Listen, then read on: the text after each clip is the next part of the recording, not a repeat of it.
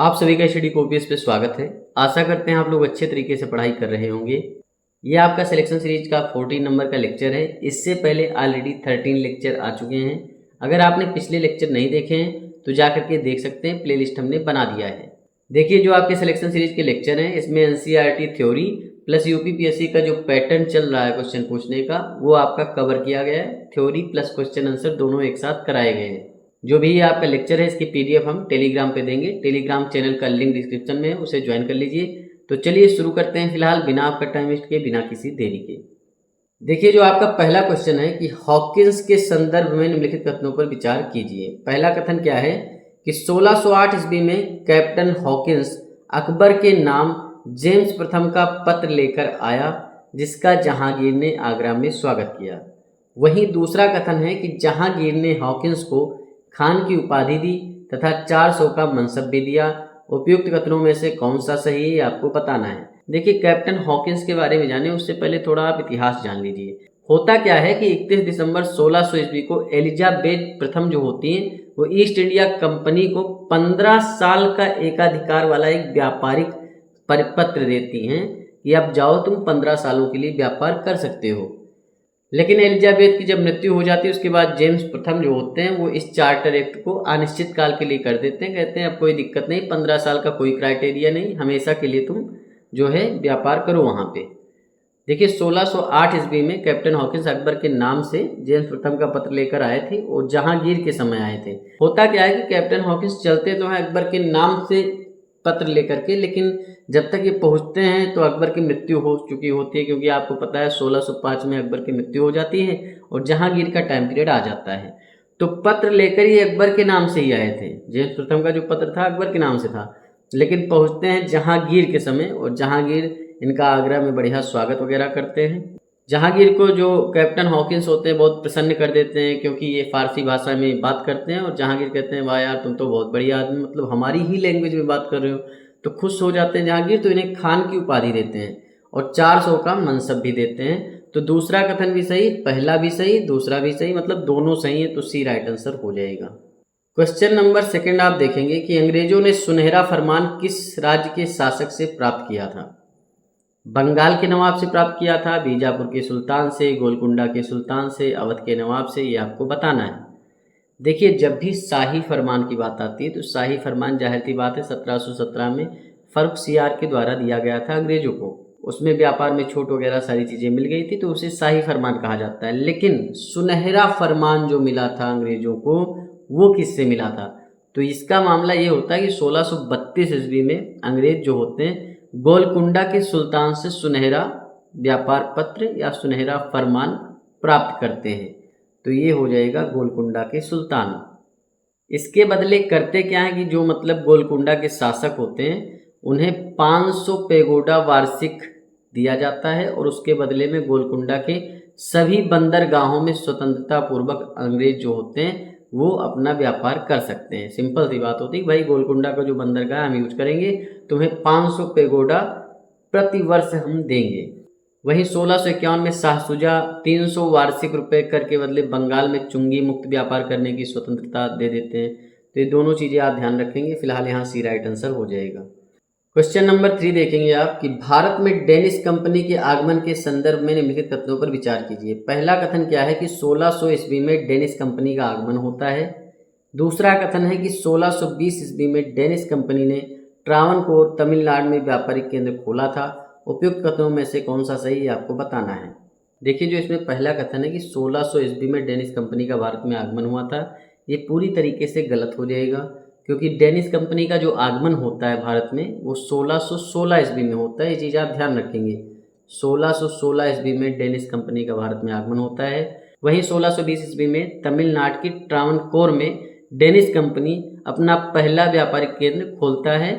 तो यहाँ पर पहला कथन पूरी तरीके से असत्य है, दूसरा सत्य है, तो केवल 2 बी राइट आंसर हो जाएगा।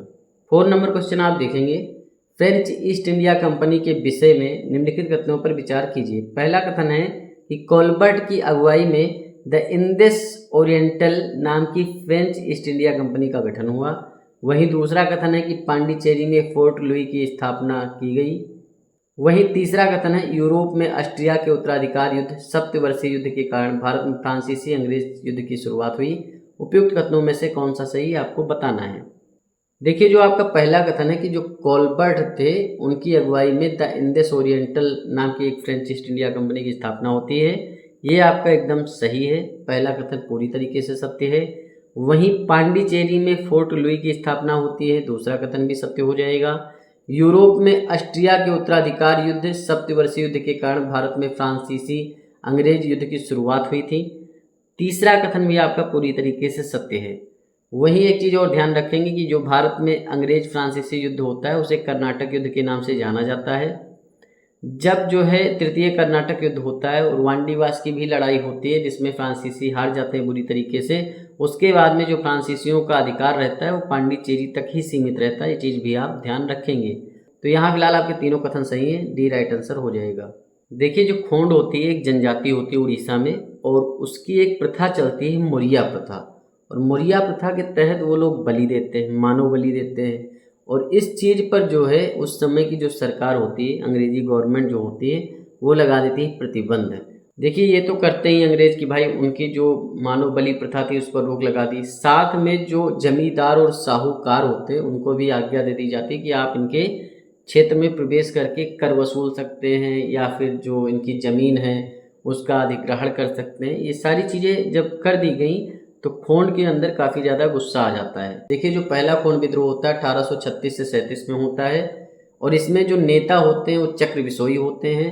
दूसरा वाला खोंड विद्रोह जो होगा वो 1855 से 56 में होता है, मतलब 2 बार खोंड विद्रोह होता है। चीज़ आप ध्यान रखेंगे, पहले वाले में जो थे वो चक्र बिसोई थे, और दूसरे वाले में जो नेता उभर के आते हैं वो आपके मुंगरा और खोंड नेता सुगर, मतलब मुंगरा और सुकर, ये 2 नेता होते हैं खोंड के जो 1855-56 में विद्रोह करते हैं। उड़ीसा के सबसे बड़े जनजातीय समूह खोंडों का जो विस्तार होता है वो तमिलनाडु से लेकर बंगाल एवं मध्य भारत के पहाड़ी क्षेत्रों तक था।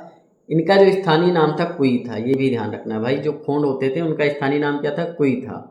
चीन की मंडी, कालाहंडी तथा पटना के आदिवासियों ने भी सक्रिय भाग लिया। मतलब ये सारी जनजातियां हैं, चीन की मंडी, कालाहंडी और पटना के जो आदिवासी थे, ये सभी लोग इसमें हिस्सा लेते हैं बराबर तौर पे। इस विद्रोह का नेता जो था वो चक्र बिसोई था, मैंने बता ही दिया आपको। अब यहाँ पर आप 5 नंबर क्वेश्चन देखेंगे। खोंड विद्रोह के संदर्भ में निम्नलिखित कथनों पर विचार कीजिए। पहला कथन क्या है कि इस विद्रोह का कारण सरकार द्वारा मानव बलि यानी मोरिया प्रथा जो इनकी चलती थी, मानव बलि ये देते थे, उस पर प्रतिबंध लगाना था। वहीं दूसरा कथन है कि इस विद्रोह का नेतृत्व चक्र बिसोई नामक व्यक्ति ने किया था।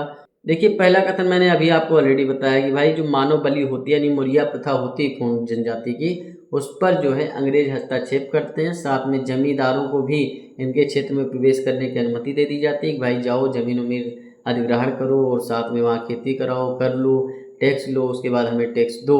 तो इस तरीके के जब क्रियाकलाप होते हैं ना तो खोंड गुस्सा हो जाते हैं। तो पहला कथन पूरी तरीके से सत्य है कि भाई मानव बलि पर ये प्रतिबंध लगाते हैं, ये एक मुख्य कारण होता है। इस विद्रोह का जो नेतृत्व कर रहे होते हैं चक्र बिसोई करते हैं। दूसरा कथन भी सही है। कब होता है खोंड विद्रोह? तो 1836-37 में होता है। उसके बाद में दूसरा जो होगा वो आपका 1855-56 में होगा। तो यहाँ फिलहाल आपका दोनों कथन सही है, तो सी राइट आंसर हो जाएगा। भील विद्रोह आपके 2 जगह से निकल के आते हैं, महाराष्ट्र का और राजस्थान का। 1812 ईस्वी में अंग्रेजों के द्वारा ये किया जाता है, मतलब भील विद्रोह की शुरुआत 1812 में होती है। भील जाति के लोग जो होते हैं वो पश्चिमी तट पर स्थित खाना देश में निवास करने वाले लोग होते हैं। इन लोगों ने खेती से संबंधित कठिनाइयों तथा अंग्रेजी हुकूमत के डर के कारण 1812 से 19 के मध्य विद्रोह किया था। तो भील जनजाति किस लिए जो है विद्रोह करती है? खेती में जो कठिनाइयाँ आ रही थी और अंग्रेजी हुकूमत का जो डर बना हुआ था उसके कारण 1812 से 1819 ईस्वी तक भील विद्रोह आपका चलता है। देखिए, 1812 से 19 ईस्वी तक आपका भील विद्रोह चलता ही चलता है। दोबारा फिर से सेवरम के नेतृत्व में 1825 में पुनः स्टार्ट किया जाता है। और भीलों ने जो तीसरा विद्रोह किया है वो आपका 1831 से 1846 के मध्य किया था, परंतु यह विद्रोह नृशंसता दबा दिया गया। मतलब इसमें बहुत ज़्यादा कत्लेआम किया अंग्रेजों ने और भीलों को मार दिया गया और इसे दबा दिया गया। देखिए, भील विद्रोह होने के जो मेन कारण यही कि भाई जो इनका क्षेत्र होता था, वन होता था, उस पर इलीगल रूप से अंग्रेज़ों ने अधिकार किया। साहूकार जमींदारों को वहाँ पर अनुमति दी गई, वो वहाँ प्रवेश करते हैं और उसके बाद में सूदखोरी का सिस्टम चलता है, मतलब ब्याज पे पैसे देते हैं, उसके बाद कोई नहीं दे पाता है तो उसकी ज़मीन हड़प लेते हैं। ये सारा सिस्टम चलता है और इसी के तहत भील विद्रोह 3 टाइम फेज में होता है। पहला जो होता है 1812 से 19, दूसरा विद्रोह सेवरम के नेतृत्व में 1825 में हुआ और तीसरा जो भील विद्रोह होता है 1831 से 46 तक होता है। ये चीज़ें आप समझ के रखेंगे क्योंकि डिटेल में पढ़ेंगे तभी सारी चीज़ें आपको समझ में आएंगी। अब ऐसे ही क्वेश्चन बनते हैं। देखिए, महाराष्ट्र में तो भील विद्रोह होता ही होता है, साथ में राजस्थान का भील विद्रोह भी होता है और ये भील विद्रोह मेवाड़ राजस्थान में हुआ। 1818 ईस्वी में भीलों के मद्यपान पर नियंत्रण, मतलब कहा गया कि दारू वगैरह तुम ना पियो, उनके ऊपर रोक लगाई गई। अंधविश्वास को दूर करने के लिए कुछ सुधार लागू किए गए। इसे भीलों ने अपनी परंपराओं का उल्लंघन समझा और विद्रोह कर दिया। भाई, हमारे जो निजी कार्य हैं उसमें आप हस्तक्षेप क्यों करते हैं? हम कोई विश्वास मान रहे हैं, कुछ चीज़ मान रहे हैं या हम दारू पी रहे हैं तो क्यों आप जो है रोका टोकी कर रहे हैं? तो ये चीज़ें जो है भीलों को थोड़ा ख़राब लगी कि भाई अंग्रेज़ ज़्यादा ही इन्वॉल्व हो रहे हैं, तो फिर विद्रोह हो जाता है 1818 में। और 1821 ईस्वी में दौलत सिंह के नेतृत्व में उपद्रव करना शुरू कर देते हैं। मतलब 1818 में राजस्थान के जो भील होते हैं उन पर नियंत्रण लगाते हैं अंग्रेज कि तुम दारू न पियो, अंधविश्वास न करो, ये सारी चीज़ें न करो। तो 1821 में जो राजस्थान का भील विद्रोह होता है उसका नेतृत्व आपके दौलत सिंह करते हैं। देखिए, यहाँ आपका 1821 में हुआ राजस्थान वाला भील विद्रोह और साथ में 1921 से 22 में मोतीलाल तेजावत के नेतृत्व में ईडर, डूंगरपुर, सिरोही एवं दाता, ये सब स्थान के नाम है, वहाँ पर भील आंदोलन पुनः शुरू हो जाता है। मतलब 1921-22 में भी भील आंदोलन हुआ था। भीलों ने संपूर्ण भील क्षेत्र में एक पद्धति से भू राज एकत्रित करने की मांग की थी कि मतलब एक ही जो है पद्धति लगाओ, ये रोज रोज अदला बदली वाला सिस्टम मत करो। तो ये चीज़ें आप ध्यान रखेंगे। देखिए, 6 नंबर क्वेश्चन आप देखेंगे कि भील विद्रोह के संदर्भ में निम्नलिखित कथनों पर विचार कीजिए। पहला कथन क्या है कि यह विद्रोह 1812 ईस्वी में भारतीय जमींदारों के विरुद्ध किया गया। भाई, जो 1812 में स्टार्ट तो होता है, 1812 से 19 तक महाराष्ट्र का भील विद्रोह होता है पहला वाला। फिर 1825 में पुनः स्टार्ट होता है सेवरम के नेतृत्व में। फिर 1831 से 46 में भील विद्रोह, तीसरा भील विद्रोह महाराष्ट्र में होता है। वहीं राजस्थान में 1818 में मद्यपान वगैरह पर नियंत्रण कर देते हैं, अंधविश्वास पर रोक लगाते हैं। तो 1821 में दौलत सिंह भील विद्रोह का नेतृत्व करते हैं। लेकिन जमींदारों के विरुद्ध ये नहीं होता है। जमींदार तो खुद जो है मतलब एक हिसाब से शोषण कर रहे थे। जमींदार, साहूकार अंग्रेज़ों के ज़माने में अंग्रेज़ों के कठपुतली हुआ करते थे। मतलब जिधर नचाते थे अंग्रेज उधर वो नाचते थे और बढ़िया तरीके से उसी नाचने में अपना स्वार्थ भी पूरा करते थे और शोषण करते थे अच्छे तरीके से। तो पहला कथन पूरी तरीके से गलत हो जाएगा। यह विद्रोह महाराष्ट्र एवं राजस्थान के क्षेत्र में हुआ। दूसरा कथन आपका सही है। उपयुक्त कथनों में से कौन सा सही है? भाई, केवल 2 सही है, बी राइट आंसर हो जाएगा बस। अब यहाँ पर आप रामोसी विद्रोह के बारे में भी थोड़ी जानकारी जान लीजिए। रामोसी विद्रोह होता क्या है? रामोसी विद्रोह जो होता है अकाल और भूख की समस्या के चलते प्रारंभ हुआ था। मतलब अकाल पड़ गया तो लोग भूख से मर रहे थे, तो उसी के चलते रामोसी विद्रोह चालू होता है। कहाँ चालू होता है? पश्चिमी घाट में रहने वाली जो रामोसी जाति होती है वो लोग रामोसी विद्रोह को जन्म देते हैं और 1822 ईस्वी में चित्तर सिंह इसका नेतृत्व करते हैं। तो कभी क्वेश्चन आ जाए कि भाई रामोसी विद्रोह का नेतृत्व किसने किया था? चित्तर सिंह ने किया था। कब हुआ था? तो 1822 में स्टार्ट हुआ था। रामोसियों ने सतारा के आसपास के क्षेत्रों को लूट लिया और किलों पर भी आक्रमण कर दिया था। सतारा आपको पता है महाराष्ट्र का क्षेत्र पड़ता है। 1825-26 में भयंकर अकाल और अन्न अभाव के कारण इन्हें उमा जी के नेतृत्व में पुनः फिर से जो है स्टार्ट किया गया। मतलब 1825-26 में फिर से अकाल पड़ता है और यह विद्रोह लगातार 1839 ईस्वी तक चलता रहता है। तो एक हिसाब से 1822 से 1839 तक ये विद्रोह चलता है। ये चीज़ आप समझ के चलेंगे। मतलब बीच बीच में बंद होता है, बीच बीच में स्टार्ट होता है। अब आप यहाँ पर 7 नंबर क्वेश्चन देखेंगे। रामोसी विद्रोह के संदर्भ में निम्नलिखित कथनों में से कौन सा सही है आपको बताना है। पहला कथन है कि रामोसी विद्रोह अकाल और भूख की समस्या के चलते प्रारंभ हुआ था। दूसरा कथन है यह विद्रोह 1857 के विद्रोह तक निरंतर जारी रहा। नीचे दिए गए कोड का सही प्रयोग करके आप उत्तर दीजिए।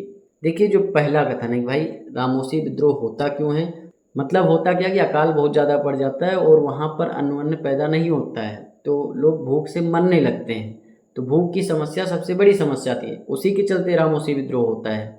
और ये 1822 में स्टार्ट होता है। इसके नेता होते हैं चित्तर सिंह।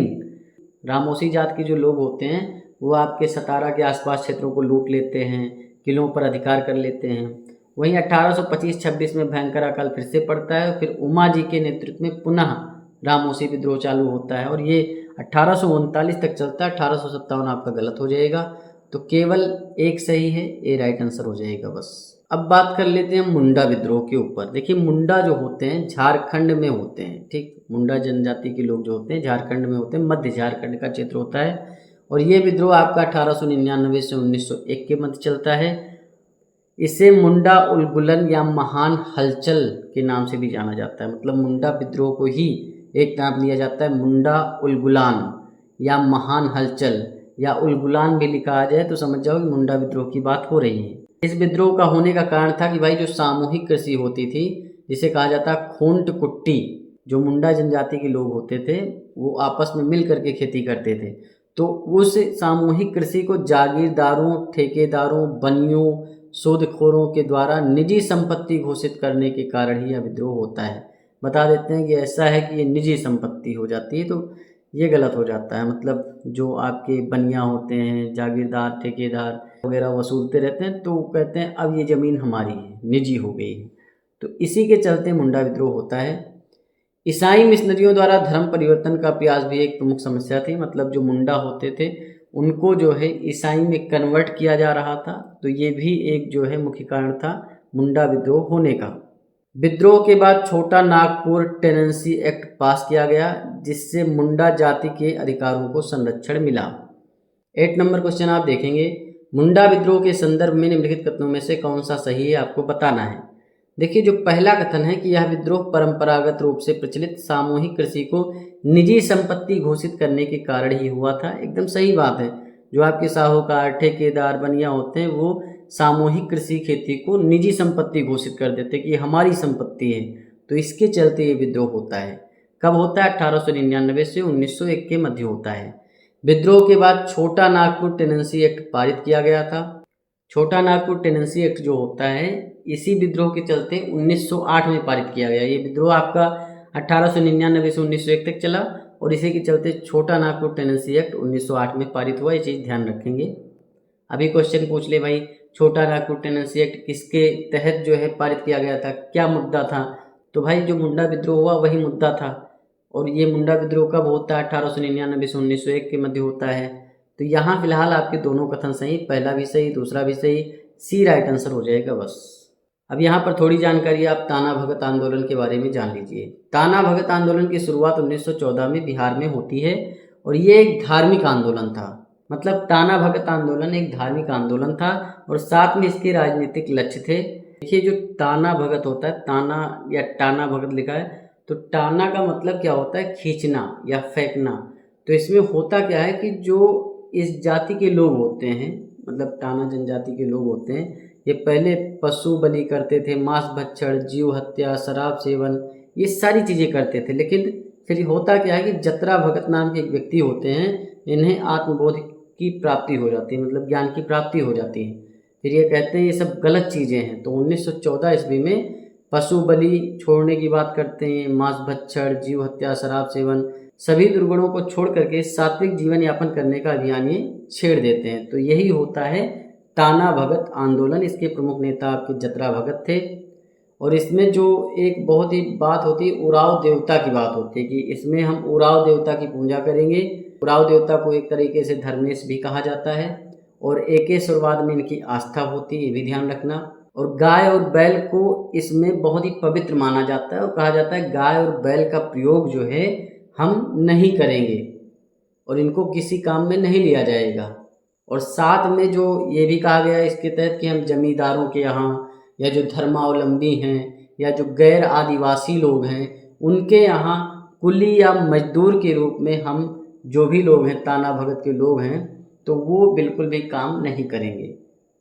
इससे होता क्या है ना कि मतलब सभी लोग काम वगैरह करना बंद कर देते हैं कि हम भाई गैर आदिवासियों के यहाँ काम ही नहीं करेंगे, गाय बैल को हम यूज ही नहीं करेंगे। तो इससे बहुत ज़्यादा समस्या उत्पन्न हो जाती है। फिर अंग्रेज क्या करते हैं कि देखते हैं कि भाई ये सब कुछ कौन करवा रहा है, जतरा भगत करवा रहे हैं। तो जतरा भगत को पकड़ा जाता है, उन्हें जेल में डाला जाता है 8 लोगों की जान चली जाती है। और जतरा भगत की भी जो है भूख प्यास से तड़पने के कारण 1916 में उनकी भी जान चली जाती है कि भाई इनको हटाओ तभी शायद ये लोग काम करेंगे। तो ये फिर धीरे धीरे आंदोलन बढ़ता ही रहता है, मतलब कम नहीं होता है। इसमें और भी चीज़ें आप ध्यान रखना कि उन्होंने भूत प्रेत अंधविश्वास के खिलाफ सात्विक एवं निडर जीवन की नई शैली का सूत्रवाद भी किया था। ये सारी चीज़ें आप अच्छे से समझ गए। 9 नंबर क्वेश्चन आप देखेंगे, ताना भगत आंदोलन के संदर्भ में निम्नलिखित कथनों पर विचार कीजिए। पहला कथन है कि ताना भगत आंदोलन की शुरुआत वर्ष 1914 में उत्तर प्रदेश में हुई थी। वहीं दूसरा कथन है यह एक धार्मिक आंदोलन था परंतु इसके राजनीतिक लक्ष्य भी थे। उपयुक्त कथनों में से कौन सा सही है आपको बताना है। देखिए जो पहला कथन है भाई ताना भगत आंदोलन की शुरुआत 1914 में होती है, जतरा भगत इसके मुख्य जो है नेता होते हैं, लेकिन उत्तर प्रदेश से नहीं बिहार से होती है। तो पहला कथन पूरी तरीके से गलत हो जाएगा। एक एक शब्द क्वेश्चन जब भी पढ़ते हैं एक एक शब्द ध्यान में रखिए, तभी आप क्वेश्चन सही करके आएंगे, वरना गलत कर देंगे। यह एक धार्मिक आंदोलन था परंतु इसके राजनीतिक लक्ष्य भी थे। तो दूसरा कथन आपका पूरी तरीके से सत्य है, केवल 2 बी राइट आंसर हो जाएगा। अगला क्वेश्चन करें उससे पहले नील विद्रोह के बारे में थोड़ी जानकारी आप जान लीजिए। जो नील विद्रोह होता है ये भारतीय किसानों द्वारा ब्रिटिश नील उत्पादकों के खिलाफ बंगाल में किया गया था। तो कभी भी क्वेश्चन आए कि भाई नील विद्रोह कहाँ किया गया है, तो बंगाल में किया गया है।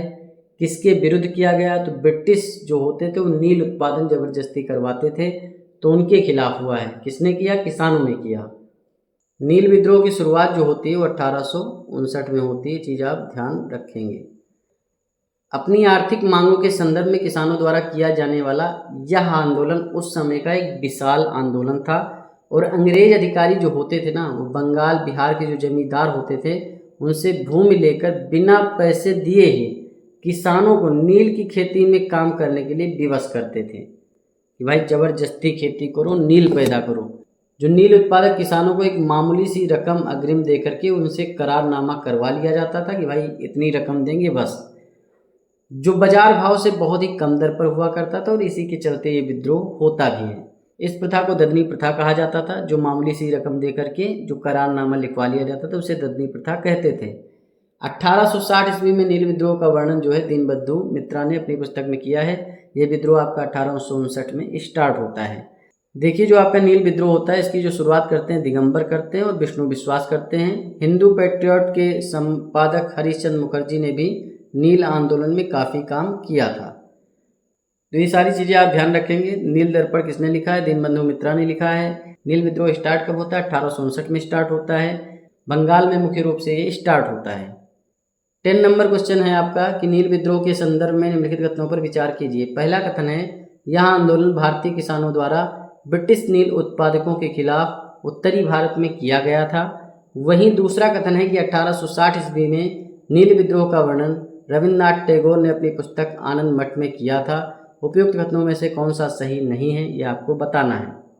देखिए जो पहला कथन है कि भारतीय किसान जो होते हैं वो ब्रिटिश नील उत्पादकों के खिलाफ उत्तरी भारत में अभियान करते हैं, गलत हो जाएगा, क्योंकि जो ये आपका आंदोलन होता है ये पूर्वी भारत में होता है। बंगाल कहाँ आता है आपका, बंगाल आपका पूर्वी भारत में आता है। तो ये पूर्वी भारत में होने वाला एक तरह का विद्रोह होता है। पहला कथन गलत हो जाएगा। दूसरा कथन भी आपका गलत हो जाएगा, क्योंकि जो नील विद्रोह का वर्णन होता है 1860 में दीनबंधु मित्र जो होते हैं अपनी पुस्तक नील दर्पण में करते हैं। वहीं जो रविन्द्रनाथ टैगोर ने आनंद मठ लिखा है इसमें सन्यासी विद्रोह का वर्णन मिलता है। तो यहाँ आप देख सकते हैं भाई पहला कथन भी गलत हो जाएगा, क्योंकि उत्तरी भारत में नहीं हुआ था। ये विद्रोह आपका पूर्वी भारत में बंगाल में होता है। दूसरा कथन भी गलत हो जाएगा, क्योंकि रविन्द्रनाथ टैगोर ने अपनी पुस्तक आनंद मठ में जिस विद्रोह का वर्णन किया वो सन्यासी विद्रोह है। 1773 में आपका सन्यासी विद्रोह होता है, तो उसका वर्णन ये करते हैं। वहीं 1860 में नील विद्रोह का जो वर्णन होता है दीनबंधु मित्रा अपने पुस्तक नील दर्पण में करते हैं। तो यहाँ डी राइट आंसर हो जाएगा, क्योंकि दोनों कथन आपके गलत हैं, ना तो एक सही ना तो 2 सही है। लेकिन यहाँ पूछा गया है कौन सा सही नहीं है। तो यहाँ पर आप देखिए, यहाँ पर क्वेश्चन फंसाता कैसे, पूछ लिया कौन सा सही नहीं है, तो भाई ना तो एक सही ना 2 सही, 1 और 2 दोनों सही नहीं है। तो यहाँ सी राइट आंसर हो जाएगा। अगर पूछा होता कि कौन सा सही है तो यहाँ पर लगाते ना तो 1 सही है ना तो 2 सही है, लेकिन यहाँ पूछा कौन सा सही नहीं है, तो इस फेवर में आप लगाएंगे 1 और 2 दोनों सही नहीं है। देखिए अहोम विद्रोह के बारे में थोड़ी जानकारी आप जान लीजिए। अहोम विद्रोह की शुरुआत 1828 ईस्वी में की गई। देखिए जो इसकी शुरुआत करते हैं वो अहोम वंश के राजकुमार होते हैं गोंदर कुंवर, और साथ में गोंदर कौर को या गोंधर कुंवर कह लो, मतलब ये करते हैं शुरुआत इसकी, तो गोंधर या गोंदर कुंवर दे सकता है। होता क्या है, 1826 में यंडाबू की संधि होती है अंग्रेजों की, वर्मा के विरुद्ध जो युद्ध होता है, तो उसमें जो है अहोम लोग कहते हैं कि ठीक है हम आपके उसमें शामिल हो जाएंगे। लेकिन जब ये अंडाबू की संधि करके वापस आते हैं तो अहोम विद्रोह कर देते कि भाई हम नहीं इसमें जाएंगे, सिंपल सी बात, हम तुम्हारे राज्य में शामिल नहीं होंगे। तो अंग्रेजों ने अहोम प्रदेश को अपने साम्राज्य में मिलाने का प्रयास किया, और इस प्रयास को विफल करने के लिए 1828 ईस्वी में गोमधर कुंवर के नेतृत्व में विद्रोह कर दिया गया और रंगपुर चढ़ाई की योजना बनाई गई। 1830 ईस्वी में अहोमों द्वारा दूसरा विद्रोह हुआ, परंतु इस विद्रोह की योजना जो होती है कंपनी शांति की नीति के तहत अपनाते हुए उत्तरी असम के प्रदेश महाराज पुरंदर सिंह को दे दिए जाते हैं और विद्रोह शांत हो जाता है। तो ये चीज़ें आप समझ गए किस लिए हुआ अहोम विद्रोह। देखिए अहोम विद्रोह होने का कारण सिंपल सा था कि भाई उन्होंने कहा था कि ठीक है अब हम जीत गए हैं वर्मा तो तुम्हें शामिल कर लेंगे, तो लेकिन क्या होता है ना, लौटते हैं तो फिर विद्रोह हो जाता है। तो 1828 ईस्वी में होता है। अब यहाँ पर जो सबसे बड़ा क्वेश्चन पूछा गया ना, अहोम विद्रोह का संबंध निम्नलिखित में से किस राज्य से है, तो मैंने अभी बताया असम से है। जो अहोम विद्रोह के प्रमुख नेता होते हैं वो आपके कौन होते हैं, उनका नाम होता है गोमधर कुंवर। 1828 में विद्रोह होता है। बंगाल में आपका नील विद्रोह होता है, महाराष्ट्र में आपका भील विद्रोह होता है। नील और भील समझ सकते हैं आप लोग। 12 नंबर क्वेश्चन आप देखेंगे कि रहमानी मध्यासन सभा रिलीजियस रिफॉर्म एसोसिएशन का संबंध किस धर्म सुधार से संबंधित है, तो इसका संबंध आपके पारसी धर्म से है। देखिए होता क्या है कि रहमानी मजदायासन सभा की जो स्थापना करते हैं वो नौरोजी फरदुनोजी करते हैं, दादा भाई नौरोजी करते हैं, SS बंगाली और अन्य लोग मिलकर के इस सभा की स्थापना करते हैं। इसे इंग्लिश में रिलीजियस रिफॉर्म एसोसिएशन कहा जाएगा। और इसका एक मकसद होता है कि भाई जो पारसी धर्म में जो भी बुराइयां हैं, जो रूढ़िवादिता हैं, जो भी कट्टरता है, उनके खिलाफ आंदोलन चलाया गया। स्त्रियों की शिक्षा और विवाह और कुल मिलाकर स्त्रियों की सामाजिक स्थिति के बारे में पारसी सामाजिक रीति रिवाजों को आधुनिकीकरण का आरंभ किया गया। तो सिंपल सी बात आप समझ सकते हैं कि ये पारसियों से ही संबंधित बी राइट आंसर हो जाएगा। 13 नंबर क्वेश्चन आप देखेंगे कि भारत में सर्वप्रथम किसने तथाकथित निचली जातियों की लड़कियों के लिए स्कूल खोले थे। देखिए होता क्या है कि महाराष्ट्र में 19वीं सदी में निचली जात में जन्मे ज्योतिबा फूले जो होते हैं वो ब्राह्मणों की जो धार्मिक सत्ता होती है उसके खिलाफ आंदोलन स्टार्ट कर देते हैं। ज्योतिबा फूले जी का जो आंदोलन होता है एक तरीके से पूरी जीवन चलता है, और इनके ऊपर मूवी भी है, ये भी फूले आप देख सकते हैं, बहुत बढ़िया मूवी है। देखिए ज्योतिबा फूले जी का मानना ये था कि भाई जो आधुनिक शिक्षा है, आधुनिक शिक्षा के चलते ही जो निचली जाति हैं उनका कल्याण हो सकता है, वो सशक्त हो सकती हैं, और आधुनिक शिक्षा को ही वो जो है निचली जातियों के उत्थान का अस्त्र मानते थे। ज्योतिबा फूले ही थे जो निचली जातियों की लड़कियों के लिए स्कूल इन्होंने खोले थे, मतलब ऐसे पहले व्यक्ति थे। तो यहाँ बी राइट आंसर हो जाएगा। 14 नंबर क्वेश्चन आप देखेंगे, चुआर विद्रोह के संदर्भ में निम्नलिखित कथनों पर विचार कीजिए। पहला कथन है इस विद्रोह का नेतृत्व चक्र बिसोई नामक व्यक्ति ने किया था। वहीं दूसरा है कि मिदनापुर जिले की आदिम जाति के चुआर लोगों ने सशस्त्र विद्रोह किया था। उपयुक्त कथनों में से कौन सा सही है आपको बताना है। देखिए जो चक्र बिसोई होते हैं मैंने पहले बताया खोंड जनजाति से संबंधित हैं, और वहाँ पर वो आंदोलन करते हैं 1828 में। तो चक्र बिसोई तो आपके गलत हो जाएंगे भाई, चुआर विद्रोह का संबंध इनसे है ही नहीं। वहीं दूसरा कथन क्या है कि मिदनापुर जिले की आदिम जाति के चुआर लोगों ने ये सशस्त्र विद्रोह किया था, दूसरा कथन सही है। मिदनापुर के जो आदिम जनजाति चुआर होती है वो जो है सशस्त्र विद्रोह करते हैं। दुर्जन सिंह और जगन्नाथ इस विद्रोह के प्रमुख नेता होते हैं, ये भी ध्यान रखना। अब चुआर विद्रोह होता कहाँ है, तो चुआर विद्रोह आपका पश्चिम बंगाल में होता है, ये चीज़ भी आप ध्यान रखना। और चुआर का जो प्रयोग करते थे जो पश्चिम बंगाल में वो आदिम जनजाति के लोग किया जाता था, मतलब इस शब्द का प्रयोग, और इसका अर्थ एक तरीके से सुअर होता है, मतलब ऐसा लिखा है, अपमानजनक एक शब्द है। ये विद्रोह पनपता इसलिए क्योंकि जो ईस्ट इंडिया कंपनी होती है वो शोषणकारी भूमि राजस्व नीति लेकर आती है, और जिसके तहत ये विद्रोह जो है खड़ा हो जाता है।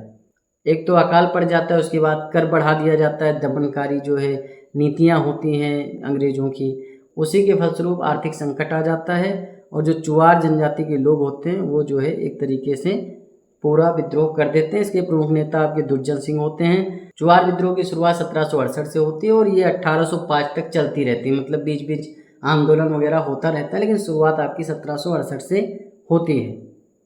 तो यहाँ आप देख सकते हैं पहला कथन गलत है, दूसरा सही, बी राइट आंसर हो जाएगा। 15 नंबर क्वेश्चन आप देखेंगे, श्री नारायण गुरु ने जात प्रथा के खिलाफ जीवन भर अपना संघर्ष भारत के किस क्षेत्र में चलाया था? देखिए, जो श्री नारायण गुरु होते हैं केरल राज्य से संबंधित हैं, वहाँ जो है ये जात प्रथा के खिलाफ जीवन भर संघर्ष चलाते हैं। श्री नारायण गुरु जी का एक मानना होता है कि भाई मानव जाति के लिए एक धर्म है, एक जाति और एक ईश्वर का ये नारा भी देते हैं। तो यहाँ फिलहाल राइट आंसर आपका हो जाएगा ए, केरल से संबंधित थे।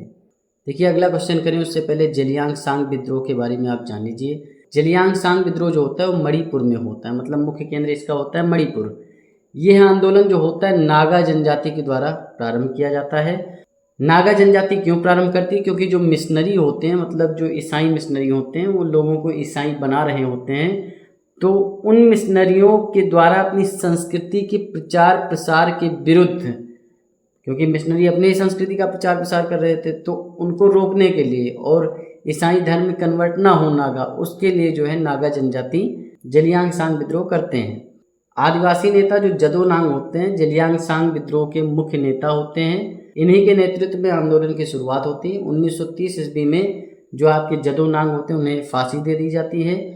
जदोनांग की मृत्यु के बाद इस आंदोलन का नेतृत्व जो है रानी गौडिन्ल्यू करती हैं, और रानी गौडिन्ल्यू ही होती हैं जो इस आंदोलन को गांधी जी के सविनय अवज्ञा आंदोलन के साथ जोड़ देते हैं। जवाहरलाल नेहरू इन्हें रानी की उपाधि देते हैं। तो ये चीज़ें आप ध्यान रखेंगे। 16 नंबर क्वेश्चन आप देखेंगे कि जलियांगसांग विद्रोह के संदर्भ में निम्नलिखित में से कौन सा कथन सही नहीं है, ये आपको बताना है। पहला कथन है इस आंदोलन का केंद्र असम था, ये गलत हो जाएगा क्योंकि इस आंदोलन का जो मुख्य केंद्र था वो मणिपुर था। दूसरा है कि यह मिशनरियों द्वारा किए जा रहे सांस्कृतिक प्रचार प्रसार के विरुद्ध था, दूसरा कथन सही है। जो मिशनरी अपना सांस्कृतिक प्रचार प्रसार कर रहे थे और नागाओं को जो है कन्वर्ट कर रहे थे ईसाई में, तो उसके विरुद्ध में था।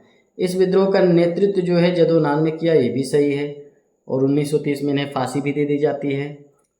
जदोनांग के पश्चात रानी गौडिन्ल्यू ने इस विद्रोह का नेतृत्व किया, तो डी भी आपका सही, मतलब ए आपका गलत हो जाएगा। और यही पूछा कौन सा सही नहीं है, तो ए ही राइट आंसर नहीं है। देखिए अगला क्वेश्चन करें उससे पहले रंपा विद्रोह के बारे में थोड़ी जानकारी आप जान लीजिए। देखिए जो रंपा विद्रोह होता है ना, अल्लूरी सीताराम राजू के द्वारा स्टार्ट किया जाता है, और ये 1879 ईस्वी में जो है स्टार्ट होता है रंपा विद्रोह। तो याद रखना कि भाई रंपा विद्रोह कब स्टार्ट हुआ? 1879 में स्टार्ट हुआ। किसने स्टार्ट किया? अल्लूरी सीताराम राजू के द्वारा स्टार्ट किया जाता है। कहाँ होता है? आंध्र प्रदेश के तटवर्ती क्षेत्रों में होता है। रंपा आदिवासी जो होते हैं अंग्रेज समर्थित मनसबदारों के खिलाफ यह विद्रोह कर देते हैं। सेना की मदद से जो ईस्ट इंडिया कंपनी की सरकार होती है 1880 में इस विद्रोह का दमन कर देती है। तो रंपा विद्रोह कब हुआ? 1879 में। दमन कब किया? 1880 में दमन किया। ये विद्रोह कहाँ होता है? आंध्र प्रदेश के तटवर्ती क्षेत्र में रंपा आदिवासियों के द्वारा शुरू किया गया था। रंपाओं को मुट्टा और जमींदारों को मुट्टादार कहा जाता था। ठीक, याद रखना, रंपा जो होते थे उन्हें मुट्टा कहा जाता था, जमींदारों को मुट्टादार। सुल्विन ने रंपा विद्रोह के कारणों की जांच की थी। उसने नए जमींदारों को हटाकर पुराने जमींदार रखने की सिफारिश की थी। वहीं जो कुकी विद्रोह होता है 1917 से स्टार्ट होता है, 1919 ईस्वी तक चलता है। और कुकी जो होते हैं अराकान और मणिपुर क्षेत्र की एक जनजाति होती है। सरकार ने यहाँ झूम खेती पर प्रतिबंध एक तरीके से लगा दिया था, और कुकियों ने इसके साथ पयोंग बोगार के विरोध में आंदोलन किया था। वहीं जो चुआर विद्रोह अभी मैंने बताया, मिदनापुर जिले के चुआर आदिवासी जो होते हैं 1768 में भूमि कर और अकाल से उत्पन्न आर्थिक संकट के कारण विद्रोह कर देते हैं। खोंड विद्रोह मैंने अभी आपको बताया भाई, जो जनजाति होती है तमिलनाडु के क्षेत्र में और बंगाल पहाड़ी क्षेत्र जो होता है, इस आंदोलन के जो नेता होते हैं चक्रो बिसोई होते हैं। बाद में राधा कृष्ण दंड सेन ने भी इसका नेतृत्व किया, 1828 में होता है। देखिए कोल विद्रोह क्यों होता है? तो कोलों ने उस समय विद्रोह किया था जब उनकी भूमि जो है उनके मुखिया से छीन करके मुस्लिम और सिख कृषकों को दे दी गई थी। इस विद्रोह का नेतृत्व आपके सोरगा और सिगराय ने किया था। ये चीज़ भी आप ध्यान रखेंगे। देखिए जब कुकी विद्रोह की बात आती है तो ये विद्रोह आपका 1917 से 19 में होता है। चुआर विद्रोह 1768 में होता है। खोंड विद्रोह आपका 1828 में होता है। वहीं कोल विद्रोह की बात आए तो 1831 से 32 में होता है, ये चीज़ आप ध्यान रखेंगे, और ये छोटा नागपुर पठार की साइड में होता है। अब यहाँ 17 नंबर क्वेश्चन आप देखेंगे, अल्लूरी सीताराम राजू का संबंध निम्नलिखित में से किस विद्रोह से है?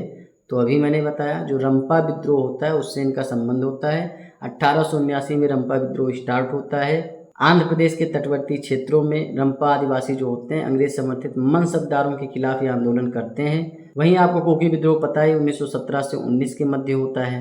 और कोकी विद्रोह का जो क्षेत्र होता है अराकान, योमा और मणिपुर का क्षेत्र होता है, और वहाँ की जनजाति होती है, क्योंकि वही जो है सरकार क्या करती है कि झूम खेती पर प्रतिबंध लगा देती है, उसी के खिलाफ जो है कोकी लोग जो है आंदोलन करते हैं। कोल विद्रोह 1831 से 32 में होता है। इसमें होता क्या है कि कोलों के मुखिया से उनकी भूमि छीनकर मुस्लिम और सिख कृषकों को दी जाती है, इसीलिए ये विद्रोह होता है। अगला क्वेश्चन करें उससे पहले रैयतवाड़ी व्यवस्था के बारे में आप जान लीजिए। देखिए रैयतवाड़ी जो व्यवस्था होती है ये भू राजस्व प्रबंधन के विषय में ब्रिटिश भारत में लागू की गई स्थायी बंदोबस्त के बाद दूसरी व्यवस्था थी, जिसके सूत्रधार आपके थॉमस मुनरो और कैप्टन रिड थे। तो कभी भी क्वेश्चन आ जाए भाई रैयतवाड़ी व्यवस्था के जो सूत्रधार थे वो कौन थे, तो आपके थॉमस मुनरो थे और कैप्टन रिड थे। स्थायी बंदोबस्त आपको पता है 1793 में बंगाल, बिहार, उड़ीसा में और उत्तर प्रदेश के कुछ क्षेत्रों में लागू की जाती, बनारस वगैरह में। तो उसके बाद में आई दूसरी जो है बंदोबस्त व्यवस्था होती है, तो ये चीज़ आप ध्यान रखेंगे। स्थायी बंदोबस्त में क्या होता था, जमींदार ही मालिकाना हक रखता था, मतलब किसान उसके अंडर में काम करते थे, ज़मीन का जो मालिकाना हक होता था वो जमींदार के पास होता था। लेकिन रैयतवाड़ी व्यवस्था में रैयत यानी किसान को मुख्य रूप से ज़मीन का मालिक बना दिया गया। देखिए जो सबसे बड़ी बात है 1792 ईस्वी में कैप्टन रिड ने रैयतवाड़ी व्यवस्था को सर्वप्रथम तमिलनाडु के 12 महल जिले में लागू किया था। अगर इस व्यवस्था को देखें ऑल ओवर इंडिया की भाई कितने परसेंट क्षेत्र पर रैयतवाड़ी व्यवस्था थी, तो 51% क्षेत्र था। मतलब मद्रास, बम्बई के कुछ हिस्से थे, पूर्वी बंगाल का हिस्सा था, असम, कुर्ग। और ये क्वेश्चन पूछ लेते हैं कि कहाँ कहाँ लागू था, तो इसलिए ध्यान रखना जो मद्रास, बम्बई का क्षेत्र था, पूर्वी बंगाल, असम, कुर्ग, यहाँ पर आपका रैयतवाड़ी व्यवस्था लागू था। इस व्यवस्था के अंतर्गत रैयतों को भूमि का मालिकाना हक दे दिया गया, मतलब रैयत मतलब किसानों को उनका हक दे दिया गया, जिसके द्वारा से प्रत्यक्ष रूप से सीधे या व्यक्तिगत रूप से भू राजस्व अदा करने के लिए वो उत्तरदायी थे। मतलब डायरेक्ट टैक्स जो है अंग्रेजों को दिया जाता था रैयतों यानी किसानों के द्वारा। इस पद्धति में किसानों को 33% से 55% के बीच लगान कंपनी को देना होता था, मतलब अदा करना होता था। इतना मान के चलिए जैसे 100 किलो अनाज पैदा हुआ तो 33 किलो से 55 किलो तक, जैसा भी जहाँ की कंडीशन हो उस हिसाब से उन्हें लगान देना पड़ता था। 1836 में ए.के. विंगर और गोल्ड स्मिथ के द्वारा इसमें सुधार भी किए गए, तो ये भी ध्यान रखना। जो रैयतवाड़ी व्यवस्था में सुधार होता है वो 1836 में होता है। देखिए वैसे तो 1792 ईस्वी में कैप्टन रिड ने रैयतवाड़ी व्यवस्था को सर्वप्रथम तमिलनाडु के 12 महल जिले में लागू किया था, लेकिन ज़्यादातर क्वेश्चन अगर पूछ ले तो 1820 आप लगाएंगे, क्योंकि मद्रास प्रेसिडेंसी में जो रैयतवाड़ी व्यवस्था लागू होती है 1820 में लागू होती है। तो ये चीज़ें आप ध्यान रखना। थॉमस मुनरो जो होते हैं 1820 में मद्रास प्रेसिडेंसी में, और माउंट स्टुअर्ट एलिफिंस्टन 1825 में बॉम्बे प्रेसिडेंसी में रैयतवाड़ी व्यवस्था लागू करते हैं। तो मद्रास प्रेसिडेंसी में थॉमस मुनरो 1820, बम्बई में 1825 में माउंट स्टुअर्ट एलिफिंस्टन, और अगर सिर्फ तमिलनाडु के बारे में पूछे तो 1792 में कैप्टन रिड। तो ये चीज़ें आप ध्यान रखेंगे। टोटल 51% जगह पर रैयतवाड़ी व्यवस्था लागू थी। 18 नंबर क्वेश्चन आप देखेंगे कि रैयतवाड़ी व्यवस्था के संदर्भ में निम्नलिखित कथनों पर विचार कीजिए। पहला कथन है कि इसके सूत्रधार थॉमस मुनरो और कैप्टन रिड थे। दूसरा कथन है कि यह उत्तर भारत के सभी राज्यों में लागू थी। उपयुक्त कथनों में से कौन सा सही है आपको बताना है। देखिए जो आपका पहला कथन है कि इसके सूत्रधार थॉमस मुनरो और कैप्टन रिड थे, पहला कथन पूरी तरीके से सत्य है। रैयतवाड़ी व्यवस्था को जो मद्रास प्रेसिडेंसी में लागू करते हैं वो थॉमस मुनरो ही होते हैं। वहीं अगर कैप्टन रिड की बात करें तो 1792 में तमिलनाडु के 12 महल जिले में जो है ये रैयतवाड़ी व्यवस्था लागू करते हैं। उत्तर भारत के सभी क्षेत्रों पर लागू नहीं थी, ये आपका गलत हो जाएगा। ये मुख्य रूप से मद्रास, बम्बई के कुछ हिस्से, पूर्वी बंगाल, असम, कुर्ग यहाँ पर लागू थी मुख्य रूप से।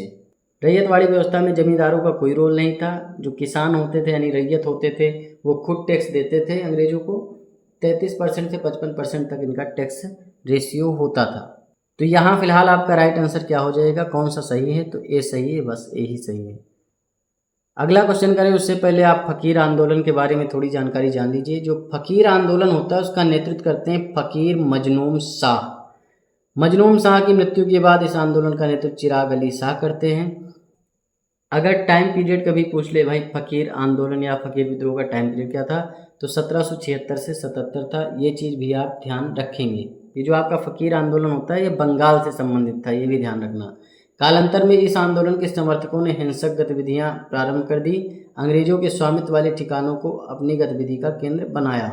भवानी पाठक, देवी चौधरानी इस आंदोलन के दो प्रमुख हिंदू नेता थे। वैसे तो ज़्यादातर मुस्लिम थे, जैसा कि आपको पता है फकीर मजनून शाह स्टार्ट करते हैं, उसके बाद में चिराग अली शाह इसकी कमान लेते हैं। तो भवानी पाठक और देवी चौधरानी जो होती इस आंदोलन के दो प्रमुख हिंदू नेता भी थे। कोका आंदोलन की शुरुआत आपको पता है 1840 ईस्वी में भगत जवाहरलाल के द्वारा की गई थी। इन्हें सियान साहब नाम से जाना जाता है, मैंने ऑलरेडी इसके बारे में पहले लेक्चर में पढ़ा रखा है। कोका आंदोलन स्टार्ट तो आपके धार्मिक स्वरूप में होता है, लेकिन बाद में राजनीतिक विद्रोह के रूप में परिवर्तित हो जाता है। कोका आंदोलन स्टार्ट तो 1840 में ही हो जाता है, लेकिन मुख्य रूप से अगर पूछ लेता है कोका आंदोलन के बारे में तो 1872 आप लगाएंगे। तो कोका विद्रोह एक तरीके से 1840 से स्टार्ट होता है, 1872 तक चलता है। 1840 में कौन स्टार्ट करता है, भगत जवाहरलाल, और 1872 में राम सिंह के द्वारा इसको ख़त्म किया जाता है। इस तरीके से राम सिंह को जो है रंगून भेज देते हैं, वहाँ उनकी हत्या कर दी जाती है। तो ये मामला होता है। 19 नंबर क्वेश्चन आप देखेंगे, फकीर आंदोलन के संदर्भ में निम्नलिखित कथनों पर विचार कीजिए। पहला कथन है फकीर बंगाल के घुमंतु धार्मिक मुसलमानों का एक समूह था। पहला कथन पूरी तरीके से सत्य है। 1776 से 77 में इस आंदोलन की शुरुआत होती है। इस आंदोलन का नेतृत्व एक फकीर मजनून शाह ने किया था, ये भी कथन आपका सही है। दूसरा भी, मजनून शाह के बाद जो आपके चिराग अली शाह होते हैं इसकी कमान संभालते हैं। भवानी पाठक और देवी चौधरानी इस आंदोलन में दो प्रमुख हिंदू नेता होते हैं। तो ये सारी चीज़ें आप ध्यान रखेंगे और हिंसक आंदोलन ये एक तरीके से बन जाता है। उपयुक्त कथनों में से कौन सा सही, दोनों सही, सी राइट आंसर हो जाएगा। 20 नंबर क्वेश्चन आप देखेंगे, निम्नलिखित युग्मों में से कौन सा युग्म सुमेलित है आपको बताना है। देखिए जो मोपला विद्रोह होता है मालाबार क्षेत्र में होता है, कोका विद्रोह मणिपुर, कोली विद्रोह महाराष्ट्र, उपयुक्त में से कौन सा सही है आपको बताना है। देखिए जो कोका विद्रोह होता है, अभी मैंने बताया कि कोका विद्रोह का जो संबंध है वो पंजाब से है। कहाँ से है, पंजाब से है, और 1840 से 72 तक ये चलता है। 1840 में जब स्टार्ट होता है तो भगत जवाहरलाल के द्वारा स्टार्ट किया जाता है और ख़त्म होता है राम सिंह के द्वारा 1872 में, जब राम सिंह को रंगून भेज दिया जाता है। मोपला विद्रोह मालाबार क्षेत्र से एकदम सही है आपका। मोपला विद्रोह की जो शुरुआत होती है 1921 में होती है और केरल में मोपला समुदाय के द्वारा एक तरीके का किसान आंदोलन होता है और जमींदार और अंग्रेजी हुकूमत के खिलाफ होता है। इसमें जो है लगभग 10,000 लोगों की जान जाती है। पहला कथन आपका पूरी तरीके से सत्य है, दूसरा गलत हो जाएगा। कोली विद्रोह जो आपका है वो महाराष्ट्र से है, तो तीसरा कथन भी आपका सही है। देखिए कोली विद्रोह जो होता है आपका 1828 में होता है, जिसे क्षत्रिय कोली विद्रोह भी कहा जाता है। ये चीज़ आप ध्यान रखेंगे। फिलहाल यहाँ राइट आंसर 1 और 3 है, ए सही हो जाएगा, बस ए ही राइट आंसर है। 21 नंबर क्वेश्चन आप देखेंगे, निम्नलिखित कथनों पर विचार कीजिए। पहला कथन है अलीगढ़ आंदोलन के संस्थापक सैयद अहमद खान थे। दूसरा कथन है वहाबी आंदोलन उत्तर पश्चिम पूर्वी भारत तथा दक्षिण भारत में सक्रिय था। उपयुक्त कथनों में से कौन सा सही आपको बताना है। देखिए जो अलीगढ़ आंदोलन की शुरुआत होती है अलीगढ़ उत्तर प्रदेश से होती है।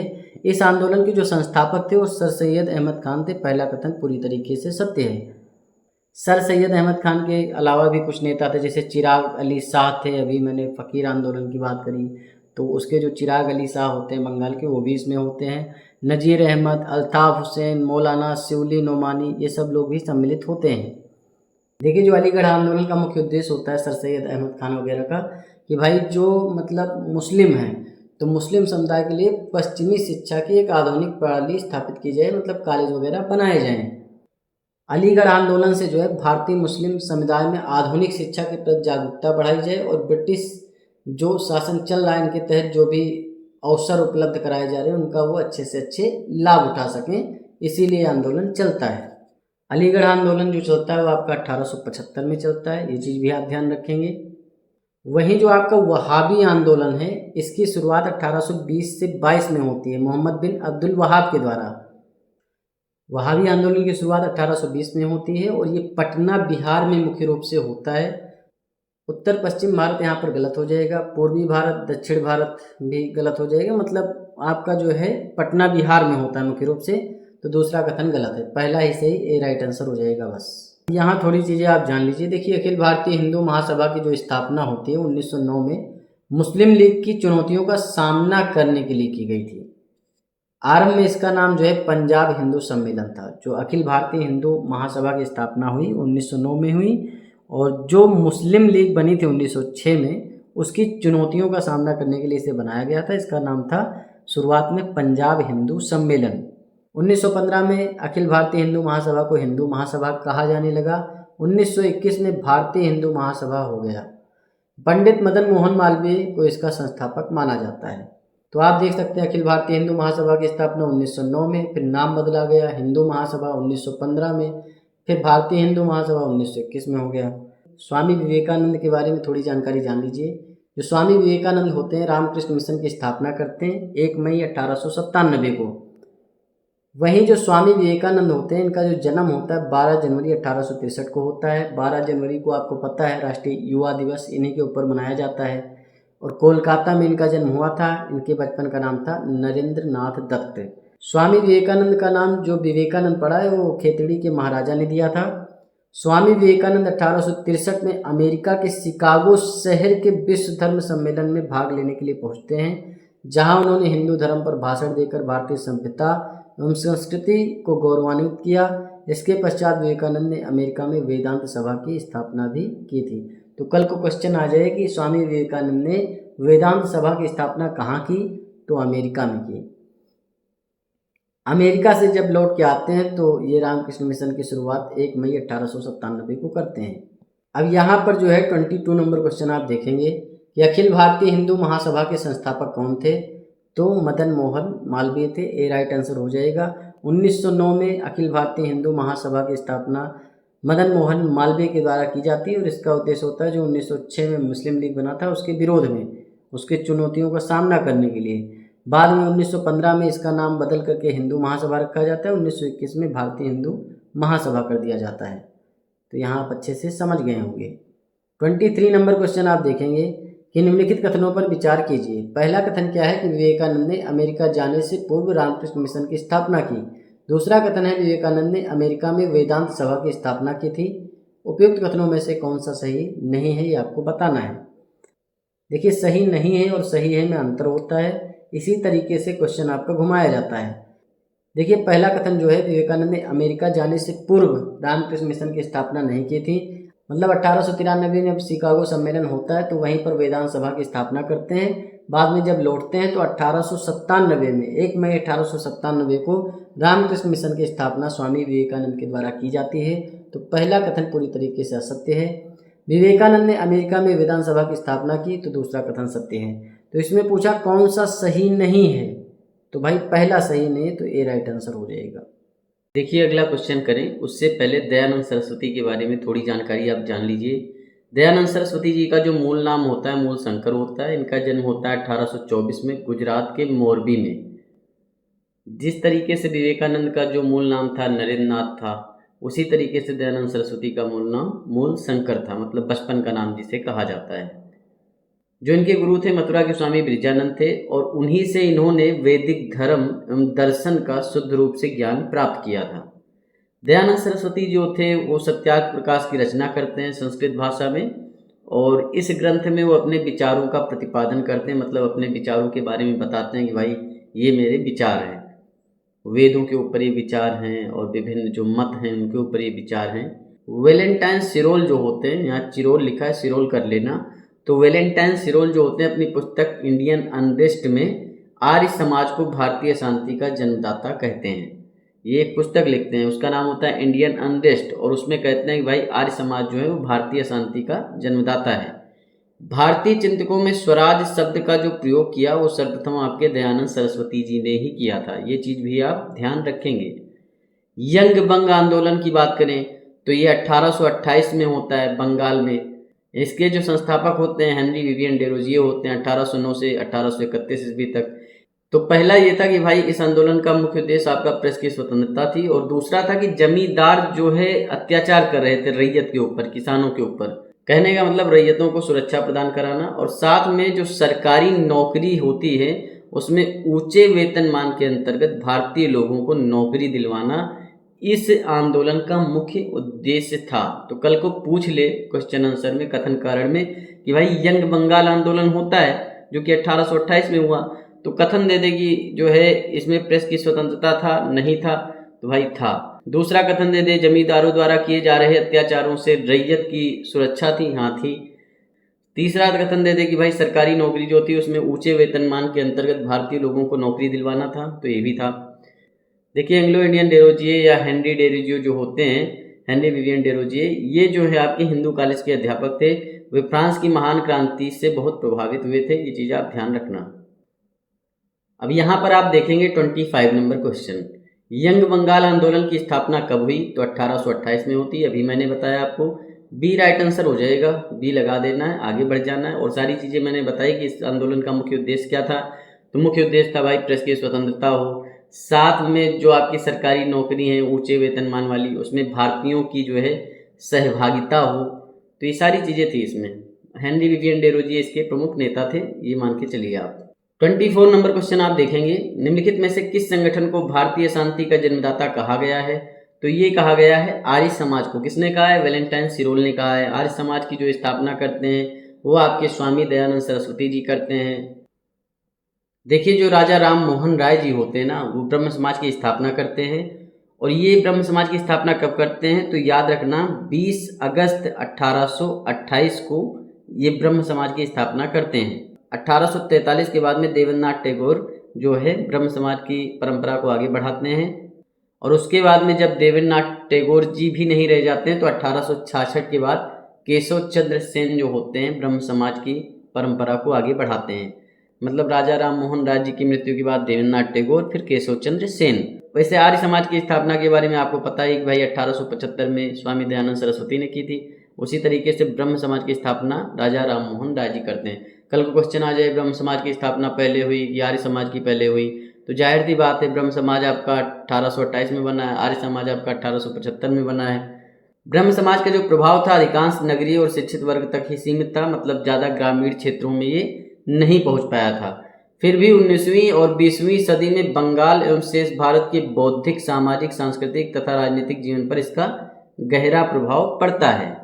1809 ईस्वी में राजा राम मोहन राय की फारसी पुस्तक तोहफात उल मुआहिदीन, मतलब कल को क्वेश्चन पूछ ले भाई ये जो फारसी पुस्तक है तोहफात उल मुआहिदीन जो है ये किसकी रचना है? तो बहुत ज़्यादा कन्फ्यूजन हो जाएगा भाई किसकी रचना है, क्योंकि फारसी में लिखी आप सोचेंगे किसी मुगल काल की होगी, किसी ने लिखा होगा अमीर खुसरो वगैरह ने, लेकिन जो है राजा राम मोहन राय लिखते हैं 1809 में।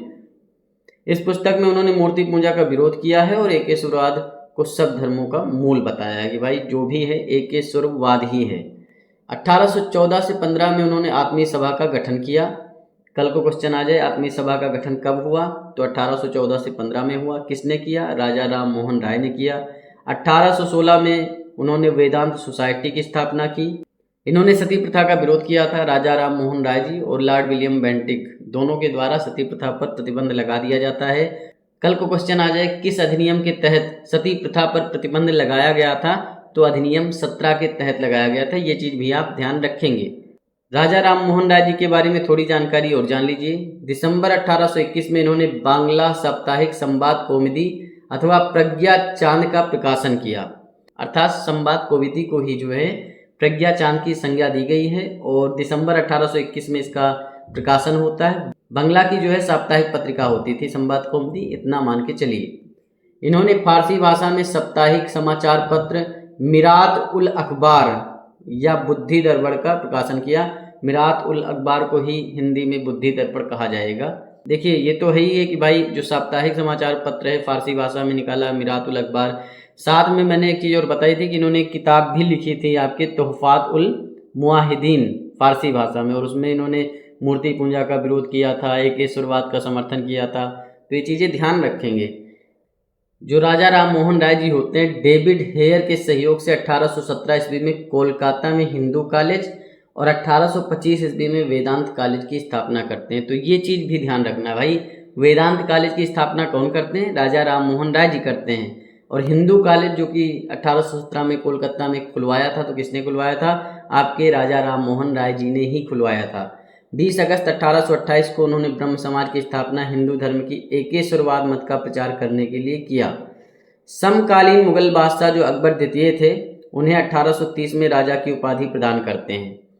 अकबर द्वितीय ने, मैंने पिछले लेक्चर में बताया कि अकबर द्वितीय जो होते हैं वो अपना पेंशन बढ़वाने के लिए राजा राम मोहन राय को जो है लंदन भेजते हैं। तो इनकी पेंशन जब बढ़ जाती है तो वो इन्हें राजा की उपाधि देते हैं। अगर आपने पहले लेक्चर देखे होंगे तो 1806 से अकबर द्वितीय का जो है टाइम पीरियड स्टार्ट होता है, 1837 ईस्वी तक रहता है। तो इसी टाइम पीरियड में जो है राजा राम मोहन राय जी को ये भेजते हैं। कहाँ भेजते हैं? लंदन भेजते हैं कि जाओ भाई और हमारे लिए जो है सिफारिश करो, हमारी पेंशन वेंशन बढ़वा दो।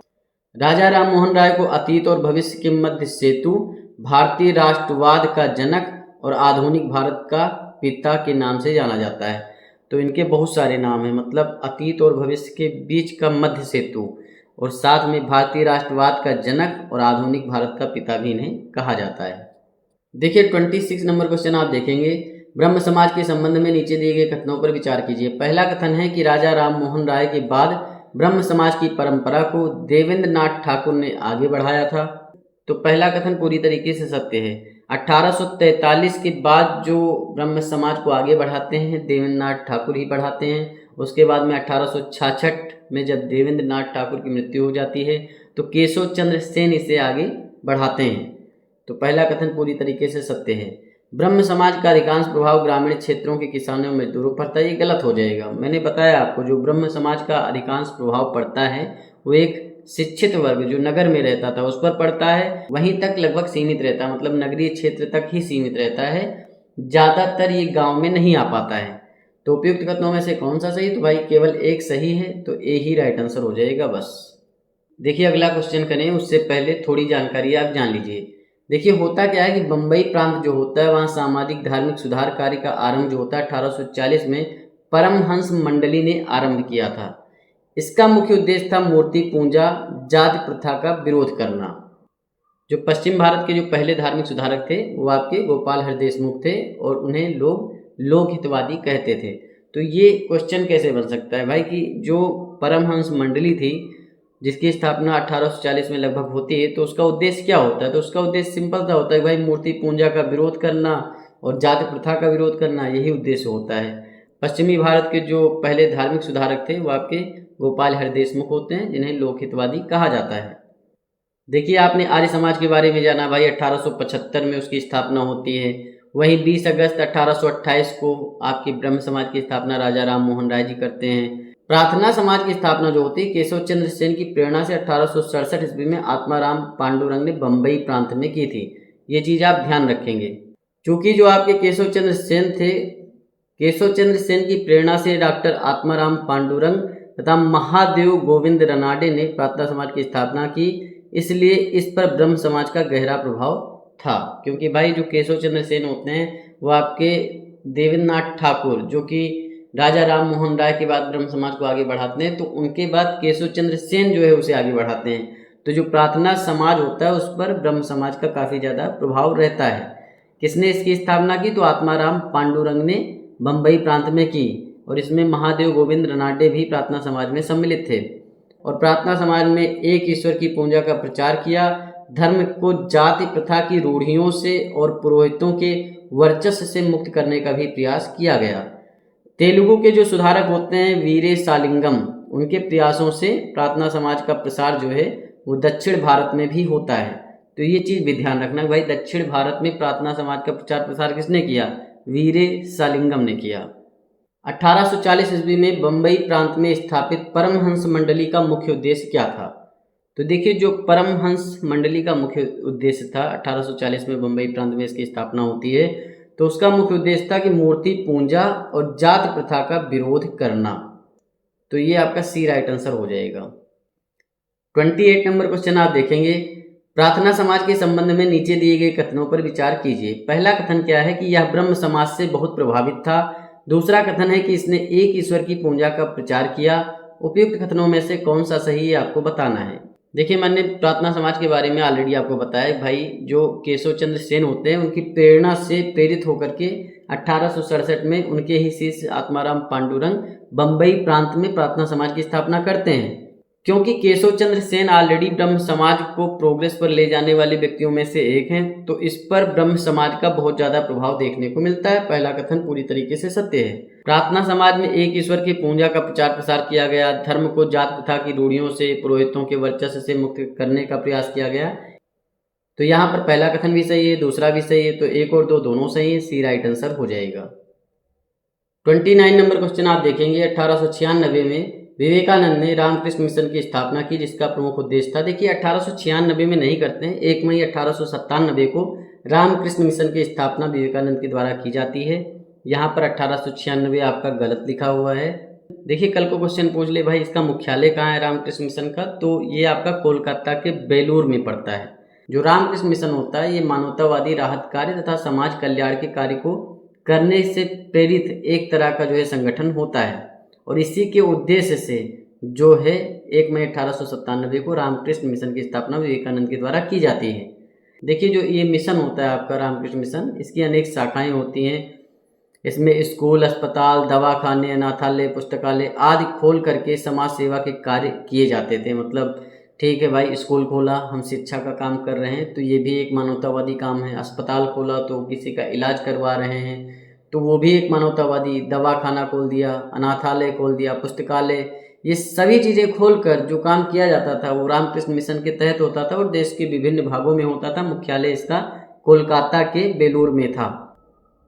तो इस तरीके से आप समझ सकते हैं कि जो इसका काम था कि सामाजिक कल्याण और समाज की सेवा करना, बी राइट आंसर हो जाएगा बस।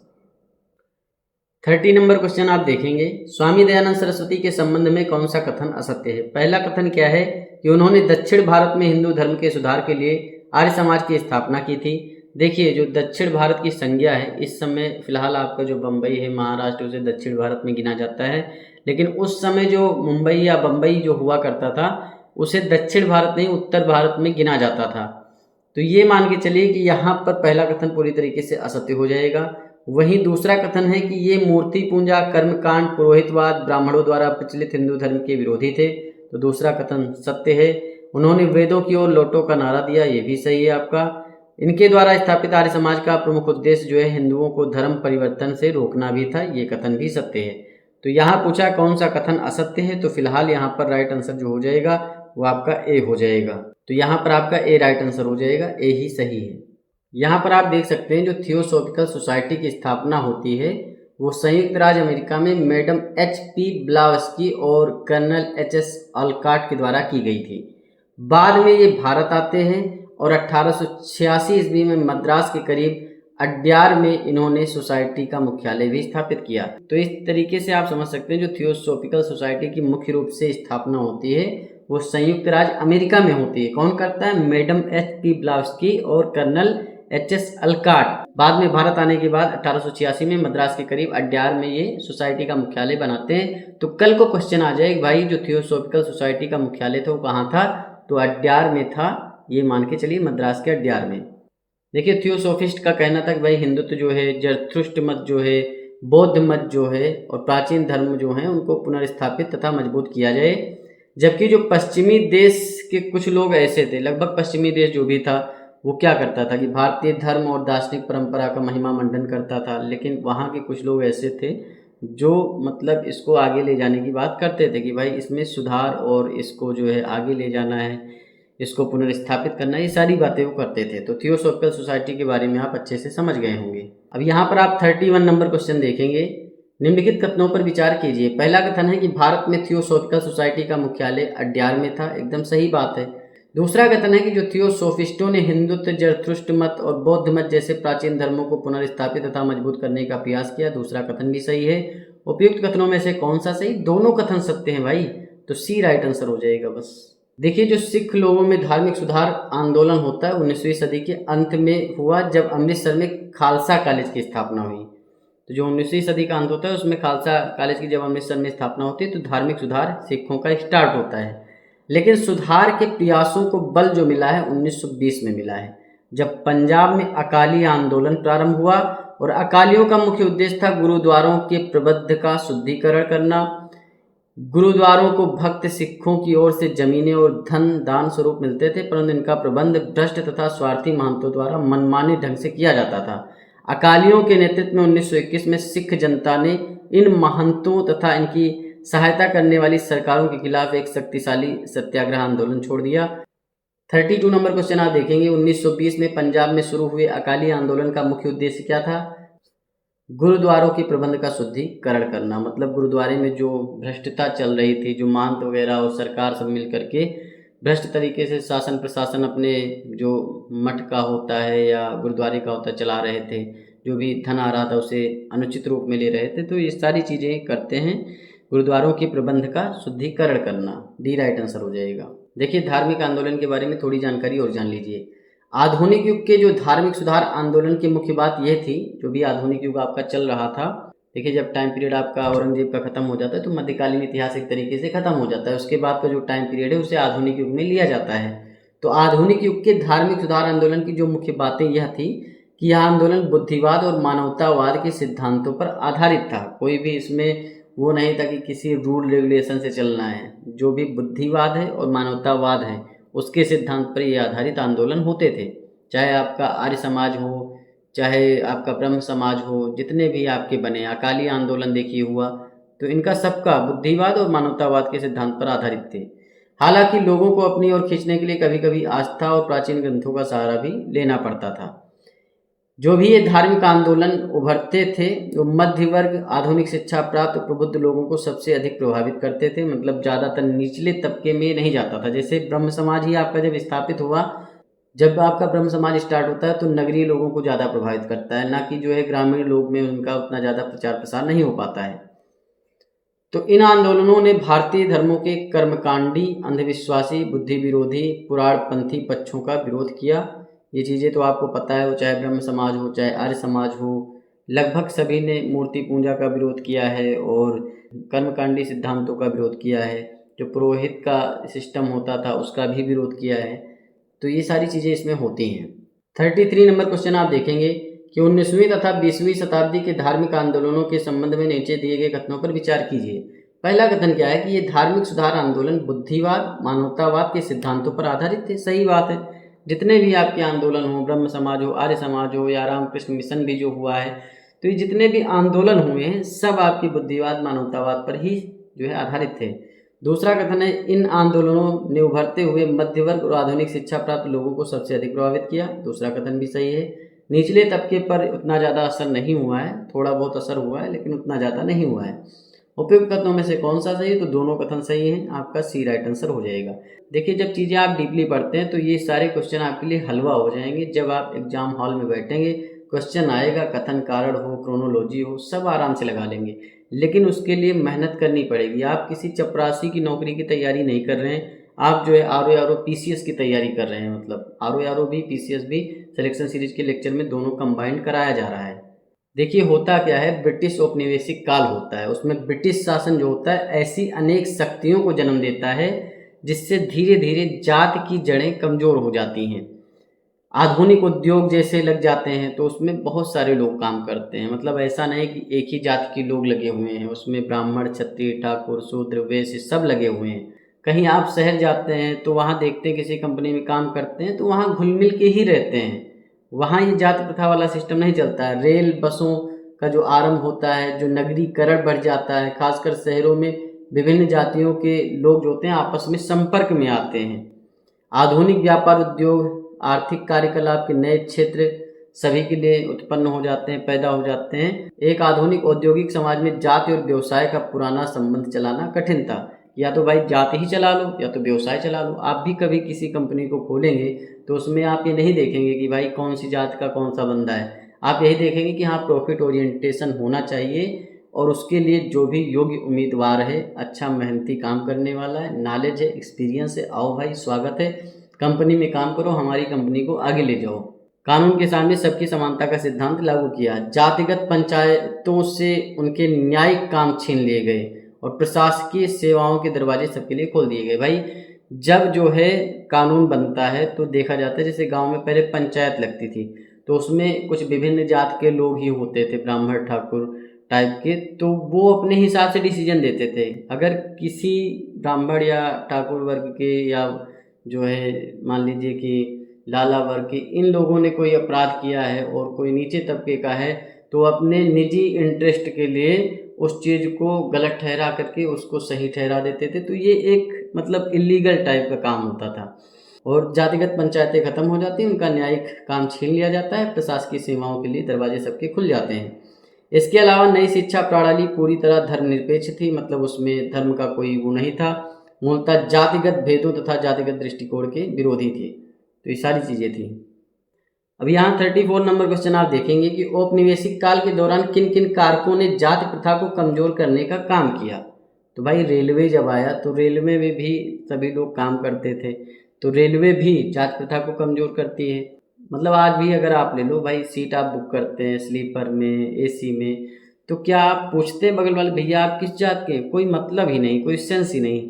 तो आसपास दोनों बैठ के जाते हैं, किसी भी जात के हों। तो रेलवे एक तरीके से जो है जात प्रथा को कमज़ोर करने का काम तब भी किया था। डाक व्यवस्था भी जो आपका जात प्रथा को कमज़ोर करने का काम करता है। आधुनिक व्यापार उद्योग जो होता है उसमें तरह तरह के लोग काम करते हैं। नई शिक्षा प्रणाली के तहत जो है जात प्रथा को कमज़ोर किया जाता है। ये सारी चीज़ें हैं, मतलब डी राइट आंसर हो जाएगा। अब देखिए यही क्वेश्चन अगर आपने पढ़ा ना होता तो फिर कहाँ समझ में आता। तो समझने की बात है कि भाई समझेंगे किस तरीके से, यही है बस। हिस्ट्री हो, जियोग्राफी, पॉलिटी, इकोनॉमी, साइंस, सारे सब्जेक्ट आपके समझने के हैं। एक बार आप समझ गए तो फिर कोई क्वेश्चन हो बस हलवा लगेगा। देखिए जो अंग्रेज होते हैं डाक घर वाला सिस्टम लेकर आते हैं, डाकिया वाला सिस्टम लेकर आते हैं, रेलवे का लेकर आते हैं, वहीं उद्योग लगाते हैं, नई शिक्षा प्रणाली लाते हैं। इसके तहत जाति प्रथा एक तरीके से कमज़ोर होती है।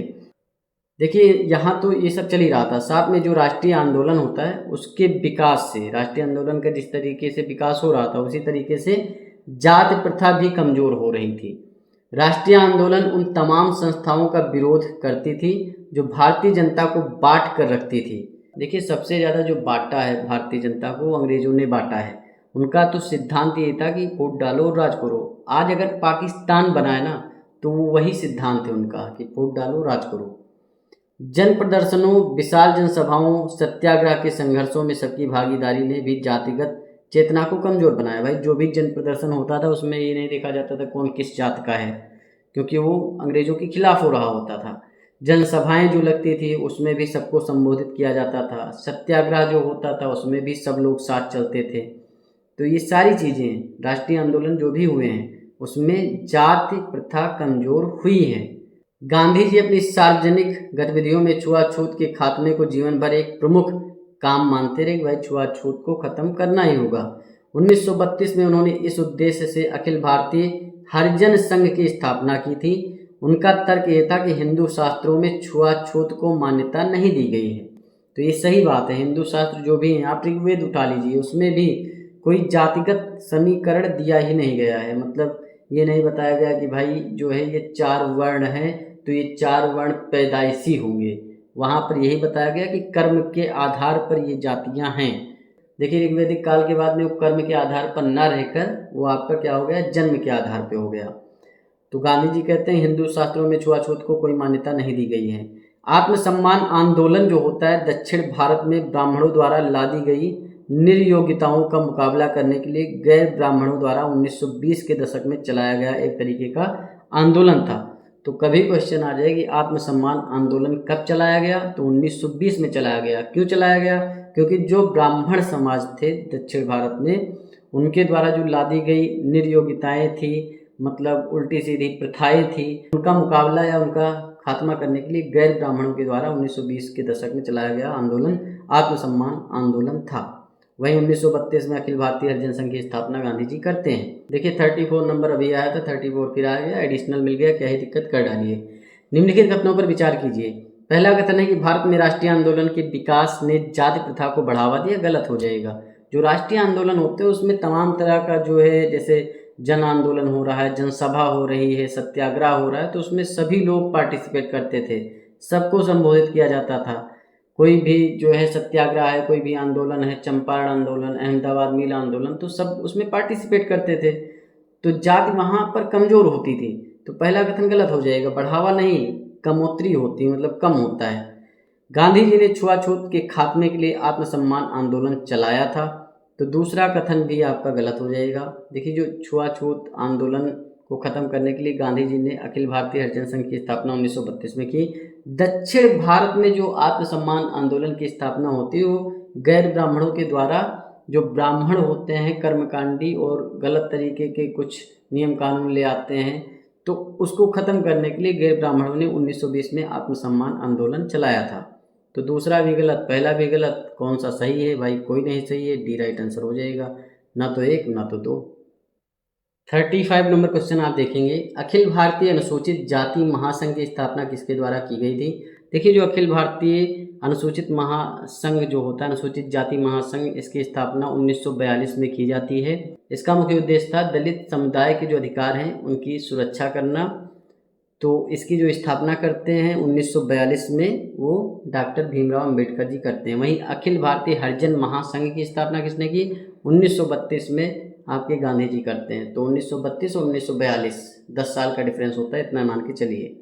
36 नंबर क्वेश्चन आप देखेंगे, रैयतवाड़ी व्यवस्था के संदर्भ में निम्नलिखित कथनों पर विचार कीजिए।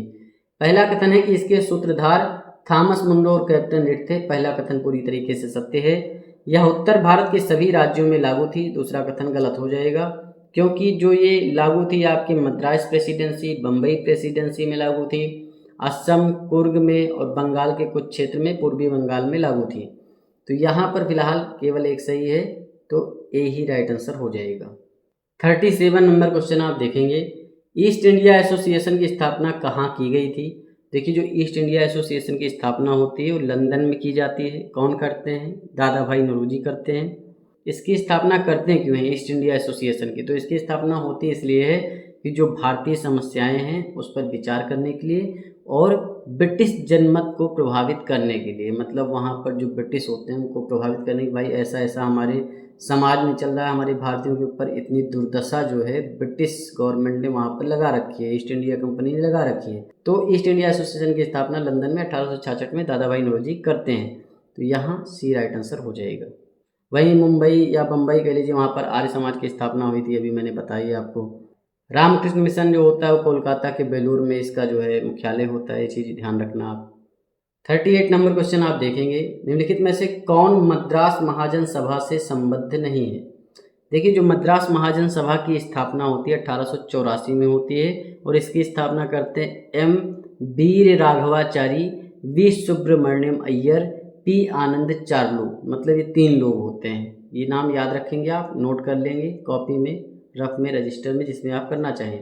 तो इसमें पूछा कौन सा संबंधित नहीं है, तो भाई एम वीर राघवाचारी थे, बी सुब्रमण्यम अय्यर भी थे, पी आनंद चार्लू भी थे, केटी तेलंग नहीं थे। तो राइट आंसर आपका क्या हो जाएगा? डी ही हो जाएगा।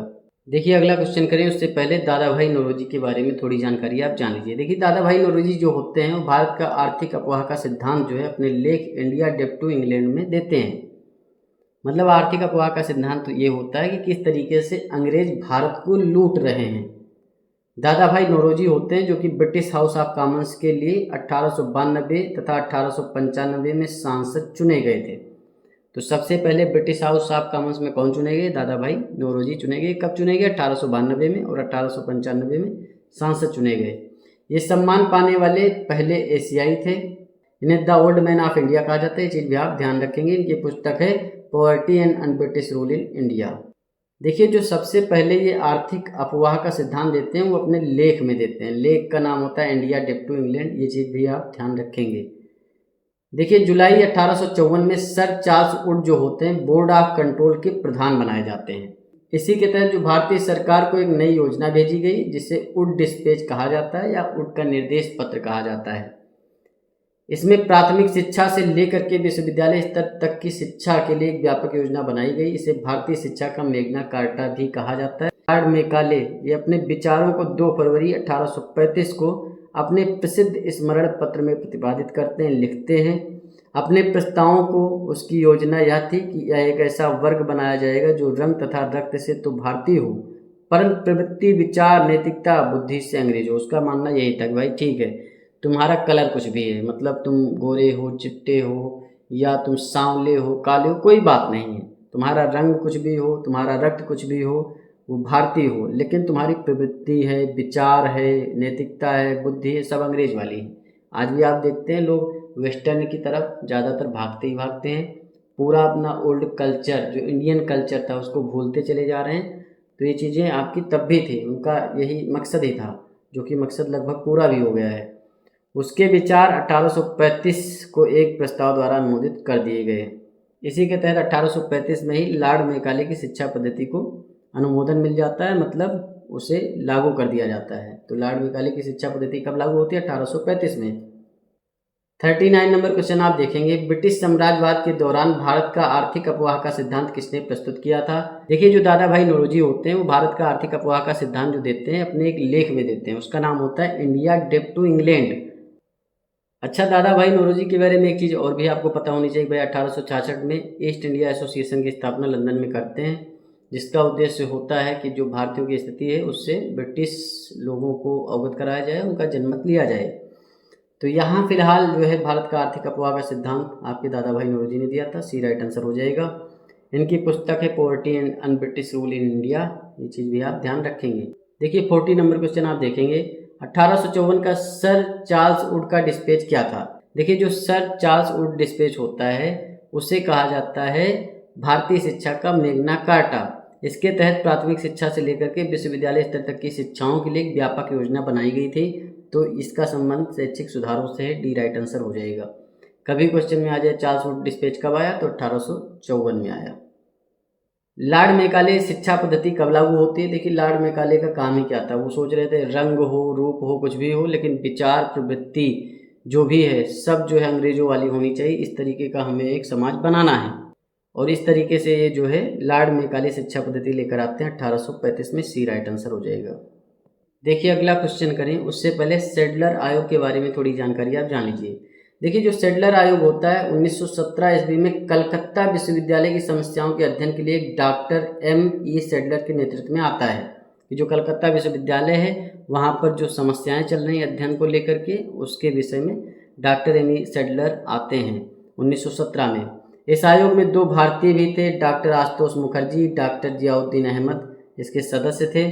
इस आयोग ने कलकत्ता विश्वविद्यालय के साथ साथ माध्यमिक स्नातकोत्तरीय शिक्षा पर भी अपना मत व्यक्त किया था। तो सैडलर आयोग किससे संबंधित है? आपके विश्वविद्यालय शिक्षा से संबंधित है, इतना चीज़ आप ध्यान रखेंगे। कब आया? 1917 में आया। इसमें 2 आपके भारतीय सदस्य थे, आशुतोष मुखर्जी और डॉक्टर जियाउद्दीन अहमद।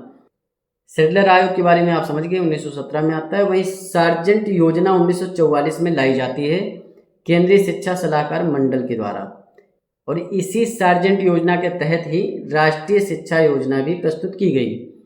योजना के अनुसार जो प्राथमिक विद्यालय एवं उच्च माध्यमिक विद्यालय स्थापित करने थे वो 6 से 11 वर्ष के बच्चों को निःशुल्क अनिवार्य शिक्षा दिए जाने की व्यवस्था से संबंधित थे।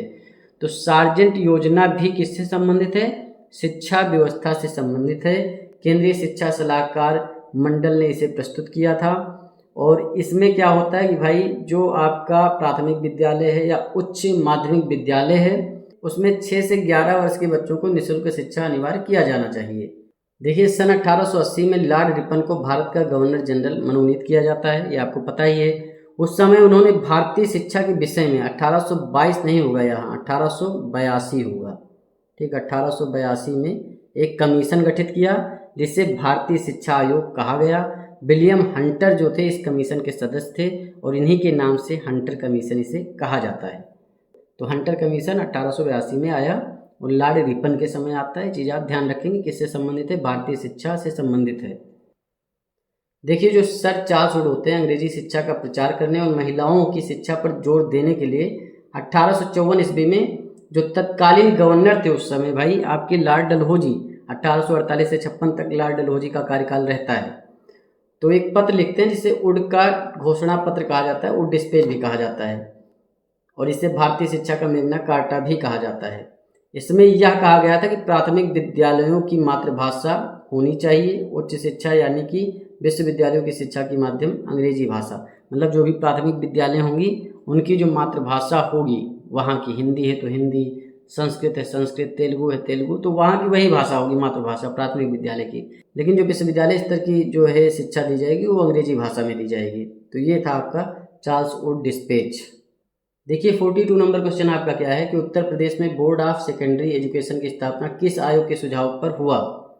देखिए जो बोर्ड ऑफ सेकेंडरी एजुकेशन कह लीजिए या माध्यमिक शिक्षा बोर्ड की स्थापना कह लीजिए तो 1921 में उत्तर प्रदेश में होता है ये। देखिए सेडलर आयोग जो आता है आपका 1917 में आता है और कलकत्ता विश्वविद्यालय की समस्याओं का अध्ययन करने के लिए डॉक्टर एम ई सेडलर के नेतृत्व में आता है और इसमें दो आपके भारतीय भी होते हैं, डॉक्टर आशुतोष मुखर्जी, डॉक्टर जियाउद्दीन अहमद। तो ये कलकत्ता विश्वविद्यालय के साथ साथ माध्यमिक स्नातकोत्तरीय शिक्षा पर भी अपना मत व्यक्त करते हैं। तो यहाँ पर क्या है, सेकेंडरी मतलब माध्यमिक एजुकेशन की स्थापना किस आयोग के सुझाव पर हुआ, तो वो आपका हुआ है सेडलर आयोग। ए राइट आंसर हो जाएगा। 1921 में Uttar Pradesh board of secondary education की स्थापना होती है। सेडलर आयोग 1917 में आता है। वहीं सर्जेंट आयोग जो होता है आपका 1944 में आता है।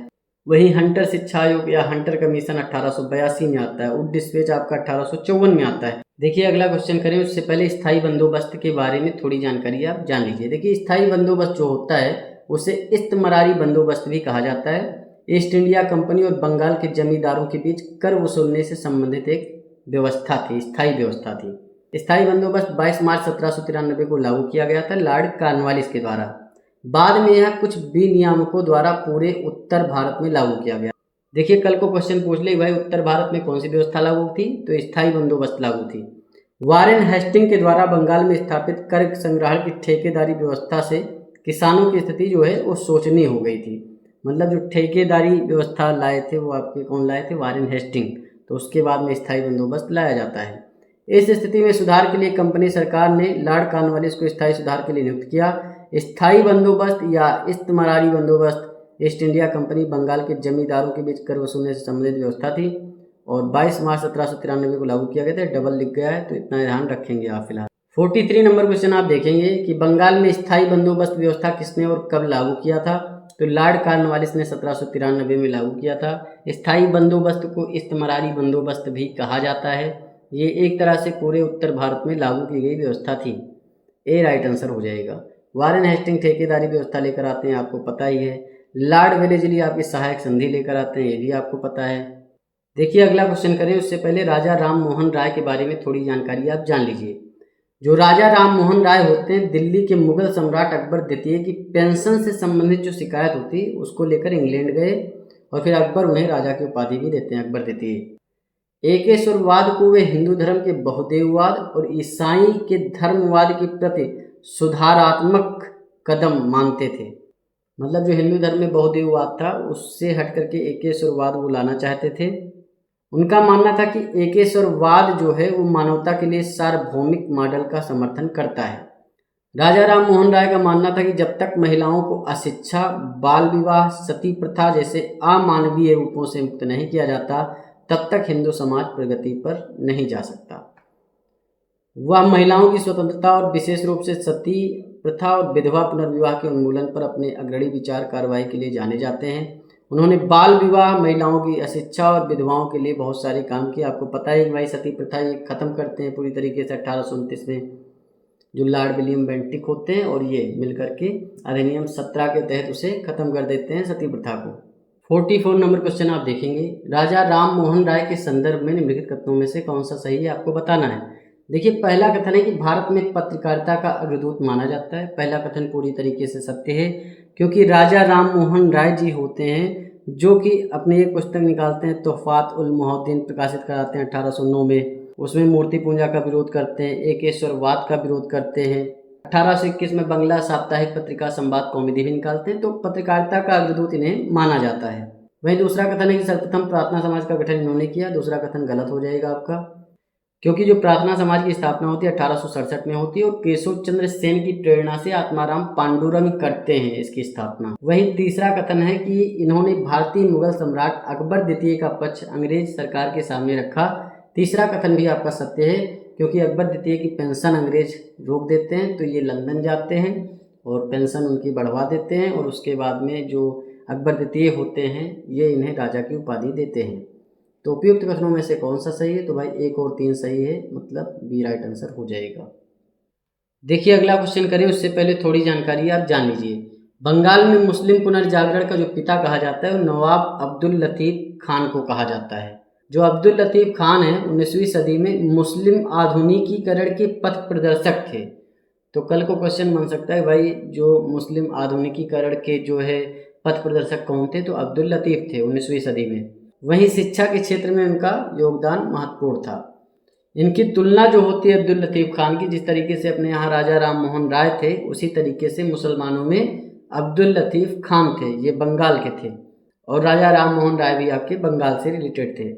इनकी तुलना राजा राम मोहन राय से की जाती है क्योंकि नवाब अब्दुल को अपने समय का सबसे बड़ा मुस्लिम सुधारक माना जाता है। अब्दुल लतीफ़ का काम होता है कि भाई राजनीति में भाग लेने के लिए सामाजिक, आर्थिक और धार्मिक कारणों के संयोजन के कारण जो लोग अंग्रेजी शिक्षा के विरोधी थे, तो उन मुस्लिम समुदाय को ये राजी करते हैं कि अंग्रेजी शिक्षा के महत्व को समझाते हैं और कहते हैं कि अंग्रेजी शिक्षा ज़्यादा से ज़्यादा लीजिए। उन्होंने अप्रैल 1863 में मोहम्मडन लिटरेरी सोसाइटी की स्थापना भी की थी। तो ये भी ध्यान रखना भाई, मोहम्मडन लिटरेरी सोसाइटी की स्थापना 1863 में होती है। इन्होंने मदरसे के लिए एक नया पाठ्यक्रम भी प्रस्तावित किया जिसमें अंक गणित, बीज गणित, ज्यामिति, नैतिक दर्शन के साथ जो है दर्शन भी शामिल था। तो ये सारी चीज़ें थी। अब 45 नंबर क्वेश्चन आप देख सकते हैं कि बंगाल के मुस्लिम पुनर्जागरण का पिता किसे कहा जाता है, तो अब्दुल लतीफ़ को कहा जाता है। अलीगढ़ आंदोलन जो होता है 1875 में, वो सर सैयद अहमद खान के नेतृत्व में होता है। ये चीज़ भी आप ध्यान रखेंगे। देखिए अगला क्वेश्चन करें उससे पहले लॉर्ड हेस्टिंग्स के बारे में थोड़ी जानकारी आप जान लीजिए। जो लॉर्ड हेस्टिंग्स का टाइम पीरियड होता है वो 1813 से 23 का टाइम पीरियड होता है और इसमें हस्तक्षेप की नीति का ये परित्याग कर देते हैं और उसकी विदेश नीति जो थी साम्राज्यवादी थी, मतलब साम्राज्य को बढ़ाओ। इनके कार्यकाल में 2 प्रमुख घटनाएं होती है। एक तो नेपाल का युद्ध होता है, गोरखा युद्ध, जो 1814 से 16 में होता है और इसमें अंग्रेज जो होते हैं विजयी होते हैं। इसीलिए हेस्टिंग्स को जो है मार्सी साहब की संज्ञा से विभूषित किया जाता है। 1818 में बम्बई प्रेसिडेंसी का गठन किया गया और इसी वर्ष 1818 के कानून द्वारा प्रेस की स्वतंत्रता प्रदान कर दी गई। तो 1818 में प्रेस की स्वतंत्रता प्रदान की जाती है इन्हीं के कार्यकाल में। देखिए रैयतवाड़ी व्यवस्था के बारे में आपको पता है कि 1792 में जो आपके तमिलनाडु का 12 महल जिला होता है, वहाँ पर जो कर्नल डीड होते हैं वो जो है रैयतवाड़ी व्यवस्था लागू करते हैं। वहीं 1820 में जो है मद्रास प्रेसिडेंसी में थॉमस मुंडो लागू करते हैं। तो ये चीज़ आप ध्यान रखेंगे। 1822 में टेनेंसी एक्ट लाया गया जिसके माध्यम से किसानों की भूमि में बेदखली समाप्त कर दी गई। ये चीज़ भी आप ध्यान रखेंगे कि टेनेंसी एक्ट कब लाया गया, 1822 में। देखिए 46 नंबर क्वेश्चन आप देखेंगे कि लॉर्ड हेस्टिंग के निम्नलिखित घटनाओं को कालक्रमानुसार व्यवस्थित कीजिए। पहला क्या है कि बम्बई प्रेसिडेंसी का गठन। देखिए बम्बई प्रेसिडेंसी का गठन कब होता है, मैंने आपको बताया कि 1818 में होता है और प्रेस की स्वतंत्रता इसी के तहत दी जाती है। रैयतवाड़ी व्यवस्था आपको पता है कि रैयतवाड़ी व्यवस्था जो लागू की जाती है वो 1820 में लागू की जाती है। वहीं बंगाल में टेनेंसी एक्ट जो लाया जाता है वो आपका 1822 में लाया जाता है।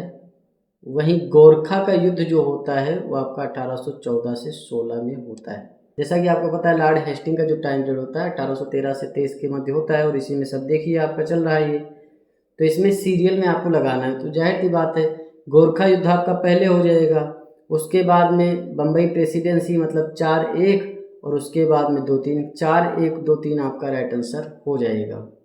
तो यहाँ पर आप देख सकते हैं 4-1-2-3 आपका राइट आंसर होगा और यहाँ पर 4-1-2-3 दिया नहीं है, तो यहाँ सारे जो आंसर हैं वो आपके गलत हो जाएंगे। वैसे एक चीज़ इसमें हो सकती है कि रैयतवाड़ी व्यवस्था 1792 में भी लागू होती है, कहाँ पे, तमिलनाडु में। तो अगर उस हिसाब से देखें तो 2 आपका पहले हो जाएगा, उसके बाद में 4 हो जाएगा और 1-3, 2-4-1-3 हो जाएगा, सी हो जाएगा। लेकिन चूंकि लॉर्ड हेस्टिंग यहाँ पर दे रखा है तो लॉर्ड हेस्टिंग के टाइम पीरियड में ही जो चीज़ें होती हैं भाई, लॉर्ड हेस्टिंग के टाइम पीरियड में रैयतवाड़ी व्यवस्था मद्रास प्रेसिडेंसी में लागू की जाती है, तो यहाँ कोई भी आपका आंसर राइट नहीं है। तो राइट आंसर आपका 4-1-2-3 होगा। देखिए अगला क्वेश्चन करें उससे पहले थोड़ी जानकारी आप जान लीजिए। जो आपके तत्कालीन British governor general Lord William Bentinck होते हैं वो 4 दिसंबर 1829 को बंगाल में सती रेगुलेशन पास करते हैं, सती रेगुलेशन बिल पास करते हैं और इस कानून के माध्यम से पूरे ब्रिटिश भारत में सती प्रथा पर रोक लगा दी जाती है और इसमें विशेष योगदान होता है राजा राम मोहन राय जी का भी। अधिनियम 17 होता है, उसके तहत सती प्रथा पर बैन लगाया जाता है। सन 1928 में बाल विवाह पर पूर्णतया रोक लगाने हेतु एक कानून पारित किया गया जिसे शारदा एक्ट के नाम से जाना जाता है और लड़कों के विवाह की जो न्यूनतम आयु 21 वर्ष, लड़कियों के लिए 18 वर्ष निर्धारित कर दी जाती है। आपका शारदा एक्ट कब आता है? 1928 में आता है। इसका मुख्य उद्देश्य क्या होता है? जो बाल विवाह होता है उस पर रोक लगाना इनका मुख्य उद्देश्य होता है, जिसमें लड़कों की आयु 21 वर्ष मिनिमम कर दी जाती है और लड़कियों की 18 वर्ष। विवाह सुधार की दिशा में प्रथम प्रयास बाल विवाह के तीव्र विरोध के रूप में प्रारंभ हुआ। समाज सुधारकों के दबाव में बाल विवाह पर प्रतिबंध लगाने के लिए 1872 में नेटिव मैरिज एक्ट पारित किया गया था और इस एक्ट में 14 वर्ष से कम आयु की कन्याओं का विवाह वर्जित कर दिया गया था। तो नेटिव मैरिज एक्ट कब आता है? 1872 में आता है और इसमें जो 14 साल से कम की लड़कियां होती हैं उनके ऊपर जो पूरी तरीके से विवाह को वर्जित कर दिया जाता है। और आपका शारदा एक्ट 1928 में आता है। वहीं भारत में दास प्रथा का अंत जो है लॉर्ड एलनबरो के कार्यकाल में 1843 ईस्वी में किया गया। भारत में दासता प्राचीन काल से विद्यमान थी, किंतु यह यूनान, रोमन, अमेरिकन, निग्रो प्रकार की दासता कभी नहीं थी। मतलब दासता थी लेकिन जो यूनान में अलग टाइप की दासता थी, रोमन में अलग, अमेरिकन में अलग, तो उस टाइप की यहाँ नहीं थी। लेकिन 1843 में लॉर्ड एलनबरो के समय दासता भी समाप्त कर दी जाती है। 47 नंबर क्वेश्चन आप देखेंगे, निम्नलिखित में से किस एक के द्वारा सर्वेंट ऑफ पीपुल स्थापना लाहौर में वर्ष 1920-21 में की गई थी? देखिए, जो सर्वेंट ऑफ पीपुल सोसाइटी की स्थापना होती है लाहौर में, जो करते हैं वो आपके होते हैं लाला लाजपत राय। ए राइट आंसर हो जाएगा। इस संस्था का उद्देश्य राष्ट्रवादी मिशनरियों को मातृभूमि की सेवा के लिए तैयार करना था। तो यहाँ फिलहाल ए राइट आंसर हो जाएगा। अब देखिए 48 नंबर क्वेश्चन आपका क्या है कि निम्नलिखित सामाजिक संस्थाओं में से किस एक की स्थापना सबसे बाद में होती है? देखिए, आर्य समाज आपको पता है कि 1875 में इसकी स्थापना जो होती है मुंबई में करते हैं, स्वामी दयानंद सरस्वती करते हैं। ठीक, वहीं ब्रह्म समाज की स्थापना आपको पता है कि 1828 ईस्वी में बंगाल में इसकी स्थापना होती है। रामकृष्ण मिशन इसकी स्थापना जो होती है 1 मई 1897 को होती है, कोलकाता के बेलूर में इसका मुख्यालय है। वहीं प्रार्थना समाज आपका 1867 में इस जो है स्थापना होती है। आत्माराम पांडुरंग इसकी स्थापना करते हैं। तो यहाँ पूछा गया सबसे बाद में किसकी स्थापना हुई? भाई रामकृष्ण मिशन आप देख रहे हैं ना, सी राइट आंसर हो जाएगा, बस सी ही आपका सही है। 49 नंबर क्वेश्चन आप देखेंगे, निम्नलिखित में से कौन से सुमेलित हैं आपको बताना है। देखिए, सती प्रथा निषेध कानून की बात करें तो विलियम बेंटिक के समय ये लाया जाता है 4 दिसंबर 1829 को।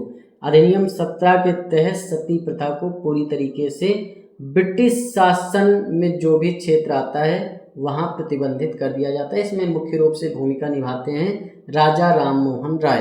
तो पहला तो आपका सही है। देखिए, जो शारदा एक्ट होता है हरविलास शारदा के द्वारा लाया जाता है और इसका मुख्य उद्देश्य ये था कि भाई जो बाल विवाह होता है उस पर प्रतिबंध लगाया जाए और एक नियत एज डिफाइन कर दी गई कि भाई जो लड़के होंगे 21 साल इनकी मिनिमम उम्र होनी चाहिए, लड़कियों की 18 साल। देखिए, शारदा एक्ट की डिमांड 1928 में हरविलास जो शारदा होते हैं उनके द्वारा उठाई जाती है और इस पर कानून 28 सितंबर 1929 को बन जाता है। अब 1829 का जो कार्यकाल था आपको पता है 1926 से 31 तक लॉर्ड इरविन जो है वो गवर्नर जनरल थे। यहाँ लॉर्ड रीडिंग लिखा हुआ है, गलत हो जाएगा। दास प्रथा निषेध जो है वो लॉर्ड एलनबरो के समय होता है 1843 में, आपका सही है। वहीं नेटिव मैरिज एक्ट जो होता है लॉर्ड वेलेस्ली के समय नहीं आता है, ये आपका लॉर्ड नॉर्थब्रुक के समय आता है, क्योंकि नेटिव मैरिज एक्ट का जो टाइम पीरियड होता है 1872 होता है। तो यहाँ ये भी गलत हो जाएगा, मतलब 1 और 3 सही है और 2 और 4 आपका गलत है, तो 1 और 3 सही है, तो सी राइट आंसर हो जाएगा। 50 नंबर क्वेश्चन आप देखेंगे, सूची 1 में आपके जो है लेखक हैं और सूची 2 में उनकी रचनाएं हैं, किताब हैं। देखिए, जो अबुल कलाम आज़ाद होते हैं वो आपके अल हिलाल लिखते हैं, अल हिलाल नाम की किताब लिखते हैं। वहीं फिरोज शाह जो मेहता होते हैं वो बॉम्बे क्रॉनिकल लिखते हैं, तो इसका ये हो जाएगा, इसका ये हो जाएगा। एनी बेसेंट जो पुस्तक लिखती हैं उसका नाम होता है न्यू इंडिया। महात्मा गांधी जो लिखते हैं वो होता है यंग इंडिया। तो ए का दूसरा, बी का पहला हो जाएगा, 2 1 और सी का चौथा, 2 1 4 3 आपका राइट आंसर हो जाएगा। और यहाँ पर 2 1 4 3 कहीं भी दे नहीं रखा है, तो फिलहाल राइट आंसर आपका 2 1 4 3 ही होगा। तो ये आप ध्यान रखेंगे, यहाँ पर कोई भी आंसर सही नहीं है। और ये था आपका सिलेक्शन सीरीज का 14 नंबर का लेक्चर। इसके बाद सिलेक्शन सीरीज का 15 नंबर का लेक्चर आएगा। 3 से 4 लेक्चर में आपका मॉडर्न हिस्ट्री कंप्लीट हो जाएगा। मन लगा के पढ़ाई करते रहिए। चैनल को सब्सक्राइब करिए, वीडियो को लाइक करिए, शेयर करिए। मिलते हैं नेक्स्ट वीडियो में। धन्यवाद, थैंक यू, शुक्रिया।